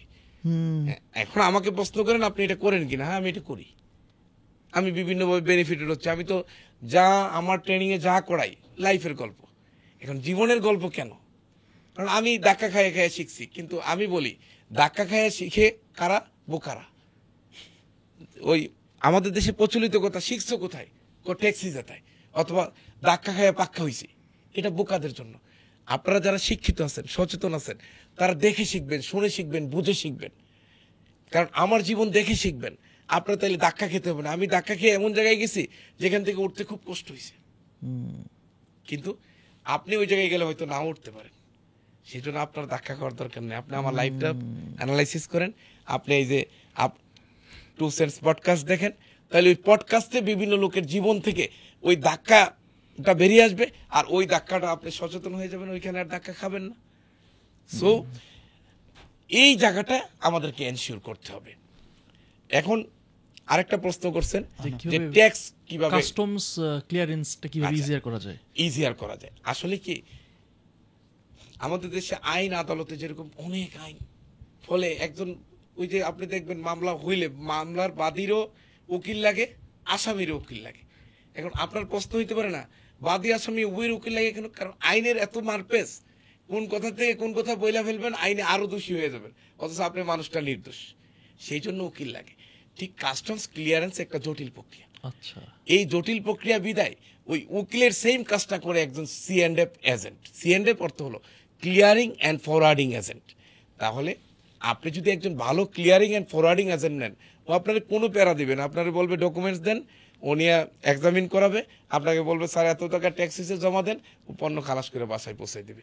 আর যখনই C&Fটা খারাপ, তখনই আপনাকে প্যারা দেওয়া শুরু করবে, ভাই আপনি কি করে মাল আনলেন, আমরা তো কাস্টমস তো আপনার মাল আটকাই দেবো, ভাই আপনার মাল তো ওই এক্সামিনে পড়ছে, ভাই আপনার মাল তো রি এক্সামিন হবে, ভাই আপনার মাল তো শুল্ক গোয়েন্দা আটকাই দিছে, ভাই আপনার মালে তো এই প্রবলেম। তো নর্মালি কাস্টমস ক্লিয়ারেন্সের ক্ষেত্রে আমি যেই পণ্য ডিক্লেয়ার করব, যদি সেই পণ্য আনি, যতটুকু ডিক্লেয়ার করব ততটুকু যদি আনি, এটা খুব ইজি। যে কোনো একটা বাচ্চাও ডকুমেন্টস নিয়ে যাবে, একজন অফিসার এটা এক্সামিন করে ট্যাক্সটা ঘোষণা করবে, আপনি ব্যাংকে জমা দিয়ে দিবেন, মালটা খালাস হয়ে চলে আসবে। তাহলে জটিল কাদের জন্য? ওই যে যারা ট্যাক্স কমাইতে চায়, ওই যে যারা কম্পিটিশনে জিততে চায়, ওই যে যারা মার্কেটকে ডমিনেট করতে চায়। তো আর এদেশের অনেক কাস্টমস অফিসার আছে, আমি স্যালুট দেন, তারা খুব ভালো। তো সেই সাথে ওখানে কিছু চিটাধান আছে, খারাপ মানুষ আছে যে মানুষকে কষ্ট দেয়, ওই চিটাধানগুলো দূর করে দিতে হবে। সেদিন আমি কাস্টমস কমিশনারের অফিসে গেলাম, একটা সুন্দর লেখা দেখলাম তার পেছনে যে আমি আপনার খুশির কারণ হইতে চাই। তা আমার মনে হয় সকল সরকারি অফিসে সরকারি কর্মকর্তাদের এরকম ভাবতে হবে যে আমি ক্লায়েন্টের খুশির কারণ হব। সরকারি কর্মচারী তো মনে করে যে পিলার খাড়া আছে, আমার বেতন আছে, আর আমি একটা বিশাল পাওয়ার। ও যে প্রজাদের আমাদের ট্যাক্সে ওর বেতন হয়, আমাদের ট্যাক্সে ও চলে, এটা ভুলে যায়। তো ওরকম কিছু লেখা যদি থাকে, এরকম কিছু ভালো কোয়ালিফাইড অফিসার যদি আসে, আই থিঙ্ক এই সেক্টরও পরিবর্তন আসবে ইনশাল্লাহ। ভাইয়া আপনার কি মনে হয় যে চায়না থেকে প্রোডাক্ট আনার ক্ষেত্রে নতুনরা অনেক স্ক্যামড হওয়ার চান্স বা আছে? প্রতারিত। হ্যাঁ, অনেক প্রতারিত হওয়ার চান্স আচ্ছা, আছে। প্রথম হলো স্ক্যাম যে জিনিসটা, চায়নার মধ্যেও খারাপ মানুষ আছে সারা পৃথিবীতে, এমনকি আমেরিকা, ইউরোপ, অনেক, আপনি তো আমেরিকা ছিলেন, সেখানেও খারাপ মানুষ আছে। আজকে সেখানে কোন হতে দেখা যাচ্ছে। তো so everywhere bad people exist. এখন প্রশ্ন হলো অধিকাংশ পিপল ভালো, ফলে আপনি যদি একটু সচেতন হন, যেমন যেখান থেকে পণ্য কিনছেন ওই প্রতিষ্ঠানটাও একটু 5 বছরের পুরাতন, ওদের এই একটা রেসপন্স স্কোর থাকে, এটা 50-র উপরে আছে, তারপরে ওদের ওই ভেরিফাইড আছে, তারপরে ওরা ম্যানুফ্যাকচারার, তাহলে আপনি প্রতারিত হওয়ার সুযোগগুলো কম। এবং আপনি পেমেন্ট দেওয়ার সময় একটা বিষয় আপনাকে অবশ্যই খেয়াল করতে হবে যে পেমেন্টটা আপনি কোম্পানি অ্যাকাউন্টে দিয়েছেন কিনা। অ্যান্ড ব্যক্তি অ্যাকাউন্টে, চীনে কোম্পানি অ্যাকাউন্টে কোনো টাকা ঢুকলে সেটা মানে ব্যক্তি অ্যাকাউন্টের মতো যখন তখন তোলাও যায় না, যখন তখন খরচও করা যায় না, তাকে ওদের অডিট অথরিটি আছে, তাকে যথাযথ জবাব দিতে হয়। তো কোম্পানি অ্যাকাউন্টে যখন টাকা যায় তখন এটা স্ক্যাম হওয়ার সুযোগ থাকে না। এটা হলো এক। তার মানে আর্থিক প্রতারিত হওয়ার সম্ভাবনা চীনে কম। কিন্তু কোনো ব্যক্তিগত অ্যাকাউন্টে টাকা দিলে, কোনো ট্রেডার্সের কাছে টাকা দিবেন, ধরেন একটা ফ্যাক্টরি 100 কোটি টাকার একটা ফ্যাক্টরি, আপনি দিচ্ছেন 50 লাখ টাকার অর্ডার, ও বন্ধ করে আপনার জন্য যাওয়ার সুযোগ নাই। কিন্তু এরকম একটা অফিস নিয়ে একটা ট্রেডিং অফিস করছে, এখন ট্রেডিং অফিসে আপনি 50 লাখ দিচ্ছেন, ওই অফিসের ভ্যালু আছে 2 লাখ, ও পালাই গেলে তোমার 48 লাখ লাভ। তো ওইটাও আপনাকে একটু অ্যানালাইসিস করে বুঝে দিতে হবে। আর নতুনদের ক্ষেত্রে আমরা বলবো ওই যে 5 বছর পুরাতন, স্কোরটা ভালো দেখবেন, ফ্যাক্টরির সাথে ব্যবসা করবেন, স্ক্যামে পড়বেন না। আর হ্যাঁ, প্রতারিত ওইখানেই যে হয় এটা না, বাঙালি বেশি প্রতারিত হয় যার কাছে আনার জন্য পণ্যটা দেয়, তিনি 40 দিনে দিবেন, 30 দিনে দিবেন বইলা 60 দিনে দেন। আবার আপনি তো ট্যাক্স ফাঁকি দেন না, আপনি ধরেন আমাকেই দিচ্ছেন আনার জন্য। আমি করছি কি, চিন্তা করলাম যে নাফিস সাহেব এটা দিছে বিগ শটের 1000 পিস টি শার্ট, এটার যদি অরিজিনাল আনি ট্যাক্স পড়বে 130 টাকা করে পার পিসে। তা আমি যদি এটাকে একটু অন্য সিস্টেমে আনি তাহলে ট্যাক্স পড়বে 50 টাকা করে। আমি 2 নাম্বারই করছি, কোনো না কোনো উপায় অবলম্বন করছি, যেটা কাস্টমস এসে ধরা গেছে। এখন আপনি তো সমস্যায় পড়ছেন, আপনার পণ্যটা টাইমলি পাচ্ছেন না, আমাকে বারবার নক দিচ্ছেন, আমি বলতেছি যে না এখনো আসে নাই বা আসছে, একটু অসুবিধা আছে, 2 দিন পরে 4 দিন পরে। তো এই জন্য আপনি যখন মানুষকে পণ্য দেন তখন কিন্তু সে 2 নাম্বারই করলে আপনি ক্ষতিগ্রস্ত হবেন। এবং এটা অনেকে করে বেশি লাভ করার জন্য এটা করে থাকে। আবার আরেকটা ব্যাপার, এই পণ্য এনে আপনি খুব লাভ করতেছেন, যেখানে সেই স্ক্যামগুলো পড়বে 1 নম্বর ওইখানে দেরি হইতে পারে, 2 নম্বর আনার পরে সে বলতে পারে যে ভাই আমি নিয়েছিলাম কিন্তু আমি তো ভাই ক্ষতিগ্রস্ত হয়েছি, আমার দাম বেশি দিতে হবে, এইভাবে সে ধরতে পারে। 3 নম্বরে করতে পারে ওই মাল ছুটাবে না, না ছুটাই বলবে যে ভাই নেওয়ার সময় যে রেট ছিল এখন ট্যাক্স বাইরে গেছে, এত লাগবে, আপনি দিলে মাল ছুটাইতে পারবো, না দিলে ছুটাবো না। তখন আপনি তো পেছে পড়ে গেলেন, আপনি বলেন আচ্ছা দিব, নেন, তখন এইভাবে ক্ষতিগ্রস্ত করতে পারে। আর 3 নাম্বার হলো যে মালটা বেশি চলে, ধরেন আপনার হাতের গড়িটা খুব বেশি চলে, আচ্ছা, আর যাকে দিবেন তার কাছে প্যাকিং লিস্ট দিতে হয়। প্যাকিং লিস্ট দিলে পণ্যটা কোথা থেকে কিনছে, কত টাকা করে কিনছে, ওই তথ্য চলে যায়। তো সে তার সাথে যোগাযোগ করে তার বাতিজারে এই ব্যবসা লাগাই দিছে। এখন আপনি কষ্ট করে সোর্সিং করে এতদিন প্রোডাক্টটা রেডি করলেন, এইটা 2 মিনিটে তার বাতিজার কাছে চলে গেছে। তো এরকম কিছু স্ক্যামের শিকার তারা হতে পারে। আরেকটা, এদেশে আসার পরে অনেকে এইগুলা খুবই কমে গেছে। ওই যে ফেসবুক অ্যাকাউন্টে ওই ডলার বুস্ট করে দেওয়ার কথা বলে না দিতে পারে, এটা 2-1টা কেস ওই অ্যাজ ইউজুয়াল খুব কম। আরেকটা হইতে পারে যে আপনাকে যেই মানের প্রোডাক্টটা দেওয়ার কথা, প্রোডাক্ট আসছে সব আসছে, ওই মানটা আসে নাই। তো এই স্ক্যামগুলো একটু সতর্ক থাকা। যেমন আপনি মানের ব্যাপারে যদি কনফিউশন থাকে তখন এটাকে বলে পিএসআই। পিএসআই মানে কি, প্রি শিপমেন্ট ইন্সপেকশন। ধরেন আপনি আমাকে 100 কোটি টাকার অর্ডার দিচ্ছেন, কিন্তু আমাকে আগে চিনতেন না, এই পডকাস্টে চিনলেন। কারণ আপনি 100 কোটি টাকা, আমার যতই সম্পর্ক থাকে আমাকে বিশ্বাস করা ঠিক হবে না। তখন কি হলো, প্রোডাক্ট রেডি হলে আপনি বলবেন এসজিএস, বুরু ভেরিটাস, এগুলো বড় বড় আন্তর্জাতিক সংস্থা যারা ইন্সপেকশন করে থাকে তাদের মাধ্যমে রিপোর্ট দাও, অথবা আপনি সরাসরি সশরীরে চলে যেতে হবে, যে দেখে যে সব পণ্য ঠিক আছে দেন শিপমেন্ট করান। এটা পিএসআই। পিএসআই মানে প্রি শিপমেন্ট ইন্সপেকশন। শিপমেন্টের পূর্বে ইন্সপেকশন করে আপনি দেখবেন আপনার পণ্যটা ঠিক আছে কিনা, তাহলে আসার পরে আর আপনার কোনো টেনশন রইল না। কারণ আমি আগে সতর্কতা অবলম্বন করি নাই, পরে কান্নাকাটি করলে ক্ষতিগ্রস্ত ছাড়া কোনো উপায় নাই। এই জন্য যারা নতুন ব্যবসা করবেন, অপরিচিতের সাথে ব্যবসা করবেন, আগে সতর্ক থাকবেন। আরেকটা স্ক্যাম হয়, আমি ইম্পোর্টার, আপনি নতুন, ভাই আপনার আমি প্রোডাক্ট এনে দেব, মূলত আপনার লাইফটা শেষ করার ধান্দা। মানে সে প্রোডাক্টের দাম বেশি নেবে, ট্যাক্স বেশি নেবে, অথবা একই প্রোডাক্ট সে আনবে, আইনে আপনার আগে ছাড়বে, একদিন আগে পরে কারণে একটা লোক লাখ লাখ টাকা ক্ষতিগ্রস্ত হইতে পারে মার্কেটে। ধরেন আমি একটা প্রোডাক্ট আনছি, এটা মার্কেটে এখন খুব ডিমান্ড, আমি আজকে আইনে 1 কন্টেনার ছেড়ে দিছি, আপনার প্রোডাক্টও আমার সাথে একই সাথে আসছে, কিন্তু আমি আপনার প্রোডাক্টটা ডেলিভারি দিছি কালকে, মার্কেট আজকে সাইল আপ, কালকে আপনি প্রোডাক্টটা নিয়ে গিয়ে 1000-2000 টাকা কম পেয়ে গেছে, অবশ্য আমি কিন্তু এটা থেকে 20 লাখ টাকা লাভে বেরিয়েছি, আপনি 2 লাখ টাকা লসে বেরিয়েছে। এরকম হতে পারে। এই জন্য তথ্যগুলো কাউকে খুব দ্রুত শেয়ার না করা। আর লাওসের ইমিগ্রেশনে একটা কথা লেখা দেখছিলাম, নোবডি ইজ আউট অফ সাসপেকশন, মানে সন্দেহের বাইরে কেউ নাই। তো আপনারও ব্যবসায় যেটা একেবারে গোপন তথ্য, এটা নিজের কাউকে বলার দরকার নেই, শুধু আপনি জানবেন।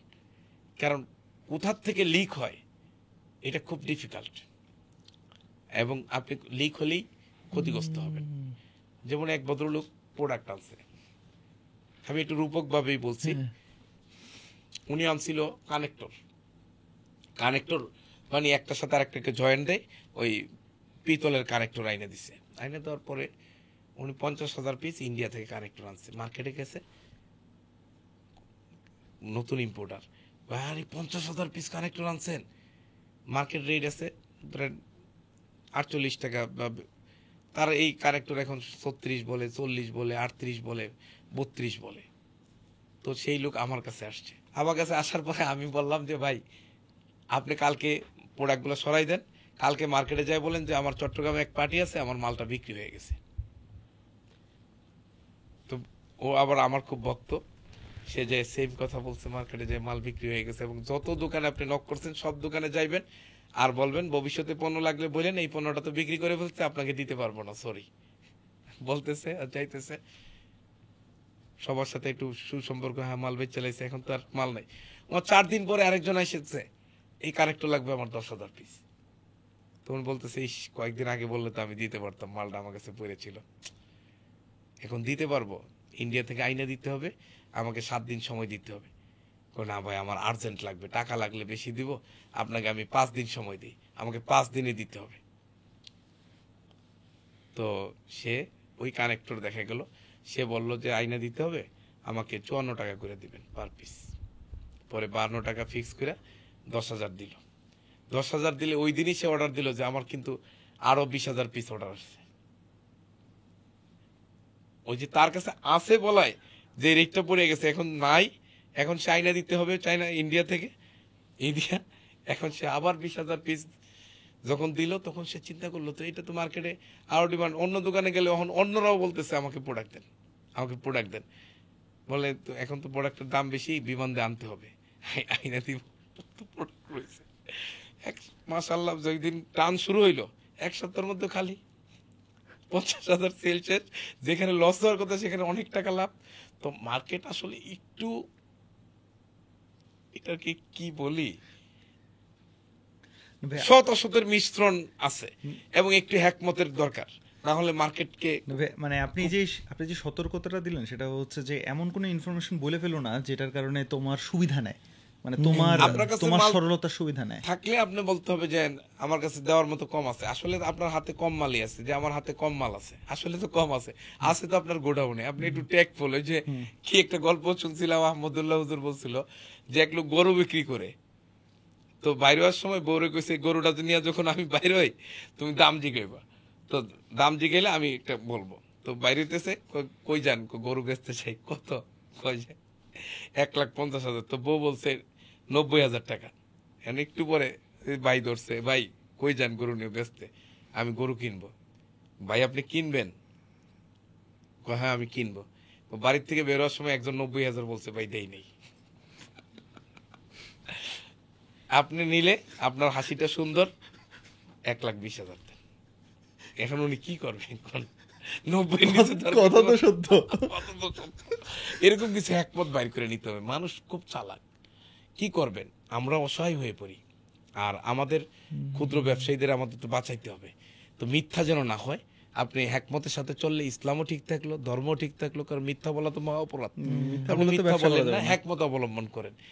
আমার হাতে কম আছে, যেমন আপনি আমার কাছে টাকা ধার চাইছেন, আমার কাছে টাকা আছে, কিন্তু আমি বলবো কি আমার পকেটে টাকা নাই, আসলেই পকেটে টাকা নাই, আমার আলমারিতে টাকা আছে, বই আছে, এটার উপর কোনো বই আছে আমি জানি না। তাহলে কি হলো, আমি তো বাংলাদেশে বলি না, এই জিনিসটা এত স্ট্রাগল করতে হয়, মানে নদা টাকা পয়সা থিং, বাট এই যে এই অসৎ সৎ কথা ঘুরায় কথা বল, মানে এছাড়া করবেন কি? খুব প্যারা এই লাগে মানুষগুলো আপনাকে যে পরিমাণ প্যারা দেয়, ওই যে দেখেন নাই, ওই মাঝে মাঝে টিকটক করে মহিলা উঠবে বাসে, ভাই সিট আছে, কয় হ্যাঁ সিট আছে, উঠছে, কই দেন, আপনি তো খালি আছে এটা বলেন না, আপনি সিট আছে, সিট তো আছে। এটাতে অবশ্য মানে মানে জাস্ট ফান, কিন্তু ফান হইলো এর মধ্যে শিক্ষণীয় আছে। যদি ধরা খান তখন আপনাকে আর ট্রাস্ট করবে না তার জীবনে আর। আচ্ছা, এইখানে দুটো ব্যাপার আছে, আপনি কোন লেভেলের মানুষের সাথে এটা করছেন। আপনি যদি পরিবার সহ সবার সাথে এটা করেন তাহলে আপনার ট্রাস্ট চলে যাবে। আপনি যখন মার্কেটে এটা করবেন, নো ইস্যুস, কারণ কোথায় করছেন, আর আপনি তো একেবারে মিথ্যা বলছেন না, এবং এটাকে ফান ধরা খাইলেও আপনাকে ফান করতে হবে, যে আপনি ফান করছেন আমিও ফান করছি। হ্যাঁ, আপনি দ্বৈত মিনিং আছে। ভাই মানে আপনার কথাটা, আপনি আসলে যেই সিনারিও দিতেছেন, মানে মার্কেটে এখন এইরকম অবস্থায় আছে সবাই, এই কারণে এইটা সবাই না, সবাই না, অনেকে আছে। আরেকটা বিষয়ে বলে দেই, বাঙালি যেটা ধরে, এখন দেখবেন সব ডিজিটাল মার্কেটাররা ইম্পোর্ট নিয়ে নাইমে পড়ছে, ওটা কিন্তু পচায় সারে, এবং ইম্পোর্ট সেকশন কিছুদিনের মধ্যে স্যাচুরেটেড হয়ে যাচ্ছে। কেন? ইম্পোর্ট থাকবে, ব্যবসা থাকবে আজীবন, কিন্তু অনেকে আবেগে এসে যারা ব্যবসায় মানে ঝুঁকে পড়তেছে, তারা অনেকে জোরে পড়ে যাবে, কারণ এখন সবাই এই ইম্পোর্ট কেমনে করে, এই ইম্পোর্ট কি করা যায়, এই এটা দিয়ে শুরু করলে ইম্পোর্ট এক্সপোর্ট ব্যবসার ব্যাকবোন, ইম্পোর্ট ব্যবসার রাজা, আমি ইম্পোর্ট শুরু করব। ভাই ইম্পোর্ট ব্যবসা মৃত্যুর আগ পর্যন্ত থাকবে, কিন্তু যেখানে 1000 ব্যবসায়ী প্রয়োজন সেখানে যদি 10,000 ব্যবসায়ী হয়ে যায় তাহলে তো কিছু ব্যবসায়ী জ্বরে পড়বেই।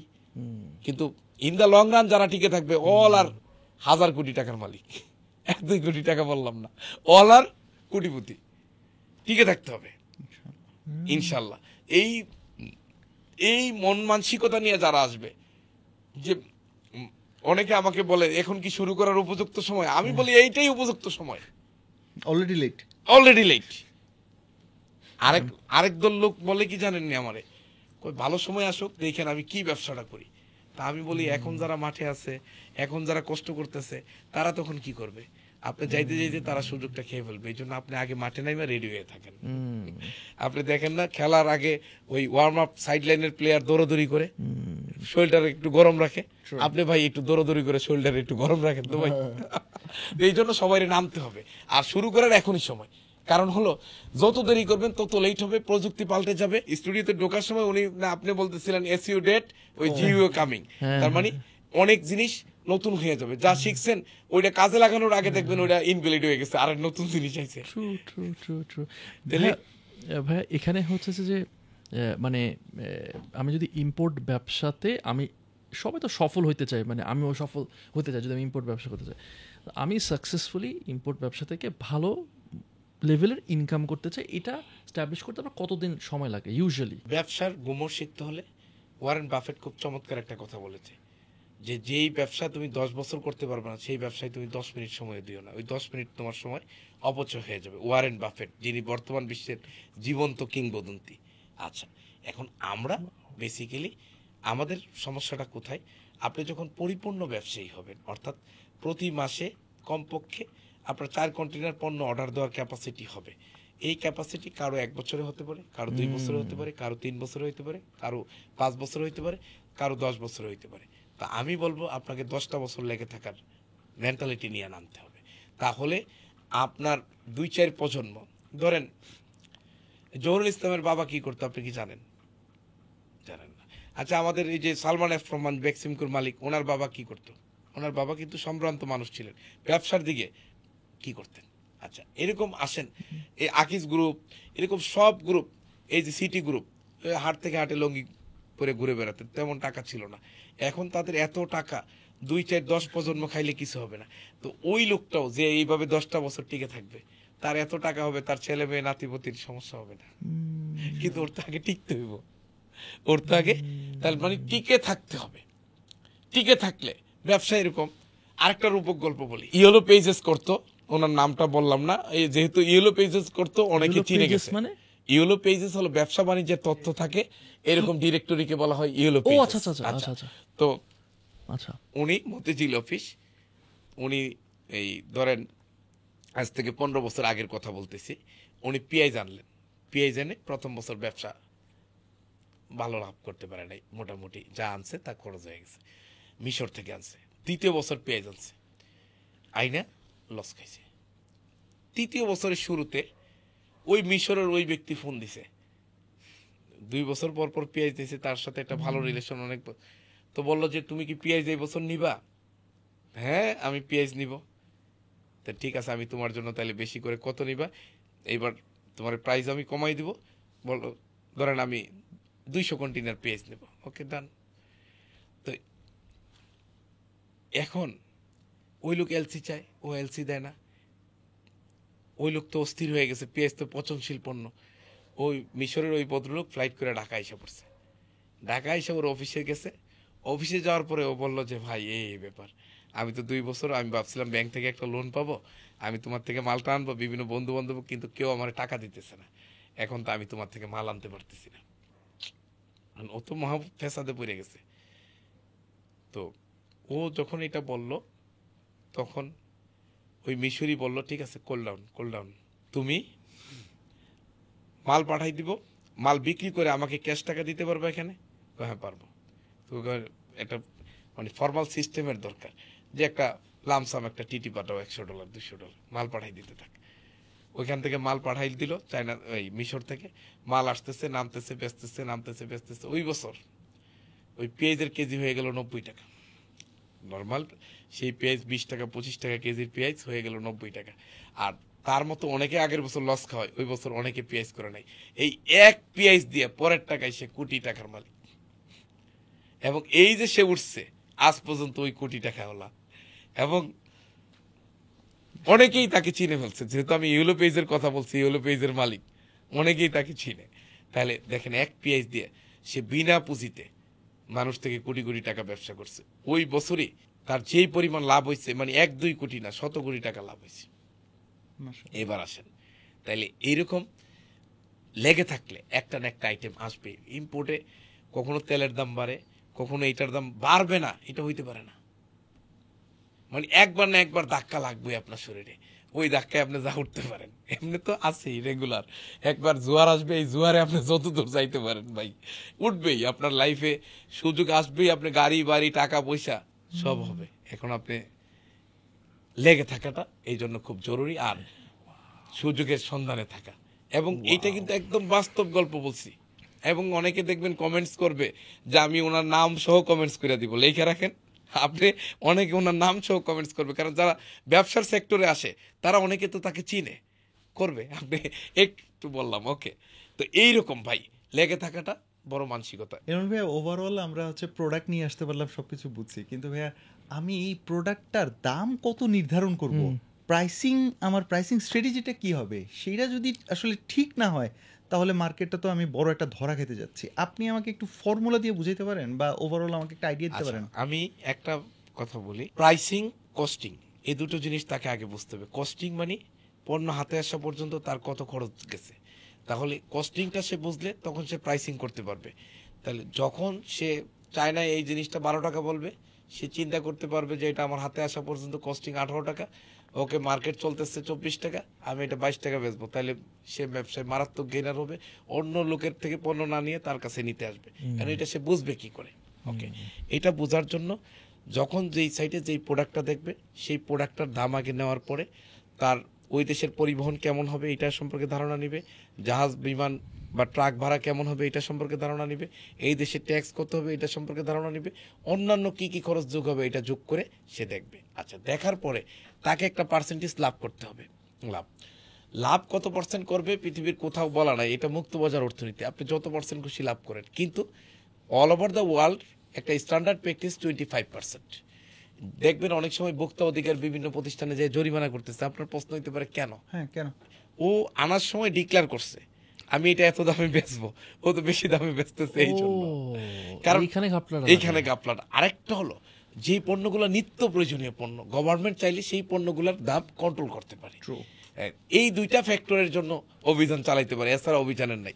আবার অনেকে ধর্মের দোহাই দেয় বলে যে কম দামে বেচতে হবে, অথচ আমি একটা ইসলামিক জিনিসকে আমাদের মতো করে বলি, ট্রু স্টোরি। আবু দরদা রাদিয়াল্লাহু তাআলা আনহু মহানবী হযরত মুহাম্মদ সাল্লাল্লাহু আলাইহি সাল্লামের সামনে ছিলেন, তো 2 দিরহাম দিয়ে মহানবী বললেন যে একটা বকরি নিয়ে আসো। তো তিনি বাজারে গেলেন, বাজারে যে 1 দিরহাম দিয়ে ওইটা নিয়ে আসলেন, আনি ওইটা বাজারের অপর প্রান্তে যে 2 দিরহামে বিক্রি করে দিলেন। তাইলে আগে ছিল 1 দিরহাম, এখন 2 দিরহাম, তার কাছে হলো কত? 3 দিরহাম। তিনি বাজারে এই মাথায় আসলেন, আবার 1 দিরহাম দিয়ে একটা বকরি নিলেন। এখন এই বকরি আর 2 দিরহাম মহানবী সাল্লাল্লাহু আলাইহি ওয়াসাল্লামের কাছে ফেরত দিলেন। মহানবী বলল, আবু দরদা বিষয়টা কি? তখন বলল, ইয়া রাসূলুল্লাহ এই ব্যাপার। তখন নবীজি শুনে বলতেছেন যে আবু দরদার ব্যবসা মুবারকবাদ হোক, মানে ভালো হোক। তার মানে ধর্মে এই হাদিস দ্বারা স্পষ্ট প্রতীয়মান হয়, ধর্মে কত পার্সেন্ট লাভ করবেন এই ব্যাপারে কোনো নিষেধাজ্ঞা নাই। কিন্তু এই পণ্যটা মার্কেটে কত চলে, আপনি কস্টিং করার সময় সবসময় চেষ্টা করবেন মার্কেট থেকে আমি 1 টাকা কমে বেচতে পারি কিনা। তাহলে আপনার কস্টিং করার পরে 25% অবশ্যই যোগ করতে হবে। 2, 3, মার্কেটে অন্যরা কত বেচতেছে এটা আগে একটু যাচাই করে নেবেন। 4, আপনি বেচতে পারলে 500% লাভ করেন, কিন্তু আপনি তো বেচতে পারবেন না, কারণ সবাই তো মার্কেট বুঝে। যদি পারেন 2000% লাভ করেন, সেটাই নো ইস্যুস। আপনি আমার কথাটা বুঝতে পারছেন? তো আমরা এই জায়গাগুলোকে ফাইন্ড আউট করতে হবে। আরেকটা সূত্র ফলো করতে পারেন, প্রথমে পণ্যের দাম, তারপরে রিলেভেন্ট কস্ট, যেমন এলসির খরচ, ইন্স্যুরেন্সের খরচ, C&F এর খরচ, টোটাল ট্যাক্স, বিদেশের পরিবহন, দেশের পরিবহন, দেশের মিসেলেনিয়াস কিছু খরচ আছে, এই খরচগুলো যোগ করার পরে সবসময় 25% যোগ করে এর উপরে কত বেশি বেচতে পারেন এটা চিন্তা করবেন। তাইলে আর আপনি কখনো ধরা খাবেন না। কস্টিং এর একটা সিম্পল সূত্র বলে দিলাম।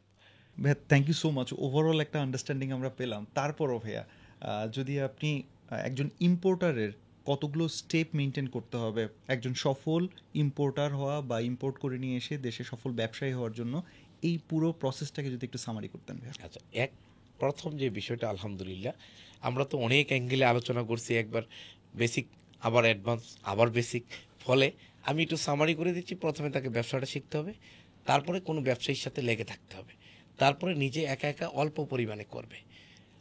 করার পরে যখন তার কনফিডেন্স আসবে, দেন একদিকে পুঁজি রেডি করবে, আরেকদিকে বাংলাদেশে এসে লাইসেন্স রেডি করবে। পুঁজিটা 10,000 থেকে উপরে যা হবে সেটা দিয়েই শুরু করতে হবে। কখনো ভাবা যাবে না এই ব্যবসার জন্য কম পুঁজি। শুরুতে 10,000 টাকা অনেকে মেনটেন করতে পারে না, পরে এই লোক 10 কোটি টাকা না 10,000 কোটি টাকা হয়তো মেনটেন করবে, আমরা আশা করি ইনশাল্লাহ। ওকে, পাশাপাশি লাইসেন্স, শুধু একটা সিম্পল ট্রেড লাইসেন্স দিয়ে ব্যবসায়ী দাবি করলে কেউ যেন তার ভুয়া বলতে না পারে। আমি ব্যবসায়ী, গভর্নমেন্ট আমাকে লাইসেন্স দিচ্ছে, তাহলে আমি তো আর ভুয়া ব্যবসায়ী না, দ্যাটস অল। এরপরে সময়ের সাথে ব্যবসা করবে আর লাইসেন্সগুলো সমন্বয় করবে, টিন করবে, সে ব্যাংকে অ্যাকাউন্ট করবে, চেম্বার অফ কমার্স করবে, আইআরসি করবে, ইআরসি করবে, বিন করবে। প্রথম দিকে ওইখানে চায় নাই এই অনলাইন যে B2B প্ল্যাটফর্মগুলো আছে, সেই প্ল্যাটফর্মগুলোর মাধ্যমেই প্রোডাক্ট খুঁজবে। খোঁজার মধ্যে কয়েকটা ক্রাইটেরিয়া রাখবে, একটু 5 বছরের পুরাতন ম্যানুফ্যাকচারার এবং তার রেসপন্স রেট বেশি, এগুলো দেখে সে অর্ডার করবে।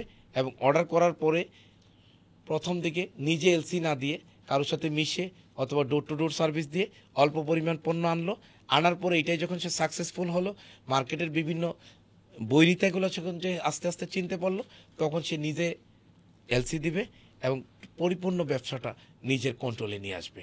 এবং হোপ দ্যাট এই ছোট্ট একটা মেথড যদি সে ফলো করে, আজকে হতে পারে সে ঋণগ্রস্ত বা যেটা দিয়ে শুরু করবে সেটা অন্য কারোর কাছ থেকে নিয়ে, বিশ্বাস করেন প্রথমে সে ঋণ মুক্ত হবে, তারপর সে লাখপতি হবে, তারপর সে কোটিপতি হবে, এক সময় হাজার হাজার কোটি টাকার মালিক হবে এবং আপনাদের এই পডকাস্টে বসে হয়তো গল্প এরকম করবে। আপনার স্টুডেন্টদের মধ্যে আছে ভাই? আলহামদুলিল্লাহ, আমার ঢাকাতেও একজন আছে, দুবাই আছে, বিভিন্ন জায়গায় আছে। আবার এখানে একটা কথা সবার উদ্দেশ্যে বলি, আমরা যখন কাজ করছি, আমরা তখন এই যে এখনকার যেই মোবাইলের যুগ, ভিডিওর যুগ, রেকর্ডের যুগ, এইটা ছিল না।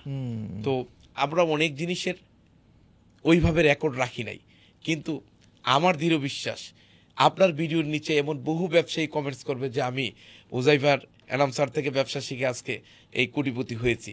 এবং আমার অনুরোধ রইল, যে যেই দেশ থেকে ভিডিওটি দেখছেন, আমি তো ভাই আপনার কাছে কোনো পার্সেন্টেজ চাই না, আপনি যে উপকৃত হয়েছেন এটা যদি লিখে যান তাহলে এটা আমাকে শান্তি দিবে। আর আমি আপনার জন্য দোয়া করি, আপনার ব্যক্তি জীবন সুন্দর হোক, পারিবারিক জীবন সুখ আনন্দময় হোক, মানুষ ও ব্যবসায়ী হিসেবে আপনি পৃথিবীর যেখানে থাকেন ভাই সফল হন। আমি আপনার কাছে শুধু দোয়া চাই। আর আপনার জন্য যদি কিছু করে থাকি, আপনি বললে আপনি বরং দায়মুক্ত হলেন, তো আমার বিশ্বাস আপনি কমেন্ট পেয়ে যাবেন, পরে তাকে আপনার স্টুডিওতে ডাকবেন, তখন আপনি মানে হ্যাঁ, এরকম একটা দরকার। হাজার কোটি টাকার যারা প্র্যাকটিক্যাল এপিসোড। আর না হলে আমি যদি দুবাই যাই তাহলে ওর সাথে একটু কমিউনিকেশন করে দেখবো ইনশাল্লাহ। ওকে, থ্যাংক ইউ সো মাচ, আপনি আসছেন এবং খুব মজার একটা এপিসোড, আমরা অনেক কিছু জানতে পারলাম, আরেকটা পার্সপেক্টিভ, আরেকটা দুনিয়া, আমি এটা কখনো ভাবে করে এক্সপ্লোর করিনি। আমি দেখতেছি আমার স্টুডিওর ছেলেপেলেরা সব খাতা কলম নিয়ে লিখতেছে, মনে হয় চলে যাবে আর এখানে থাকবে না কেউই, বুঝতে পারতেছে। আল্লাহ ভরসা, আল্লাহ ভরসা। না ঠিক আছে, আল্লাহ ভরসা এই জন্যই বলছি, আমার জন্য দোয়া করছেন আপনি। আল্লাহ সুবহানাহু ওয়া তাআলা আপনাকে যখন একটা মুশকিল দিবে তার 12টা আসান দিয়ে দিবে। সুতরাং উনি যাবে, আরেকজনের রিজিক এখানে নির্ধারিত হয়ে থাকবে। তাহলে তাড়াতাড়ি গেলে ভালো না, তাড়াতাড়ি গেলে ভালো না, একটা ওই টাইমটা হইতে হবে, আল্লাহর সিগন্যালটা আসতে হবে, তখন গেলে সুবিধা যেটা পাবেন সেটা হলো এর চেয়ে ভালো আরেকজন কোয়ালিফাইড আপনি পেয়ে গেছেন। আর এরও রিজিকটা আল্লাহ অন্য জায়গায় রেখে রাখছে, ও রিজিক পেয়ে গেল ভালো, আর আপনি একজন ভালো স্টাফ পেয়ে গেলেন, দুয়ে মানে সব দিকে আলহামদুলিল্লাহ। Thank you for watching today's episode. দেখা হবে নেক্সট এপিসোডে। Till then take care. আসসালামু আলাইকুম।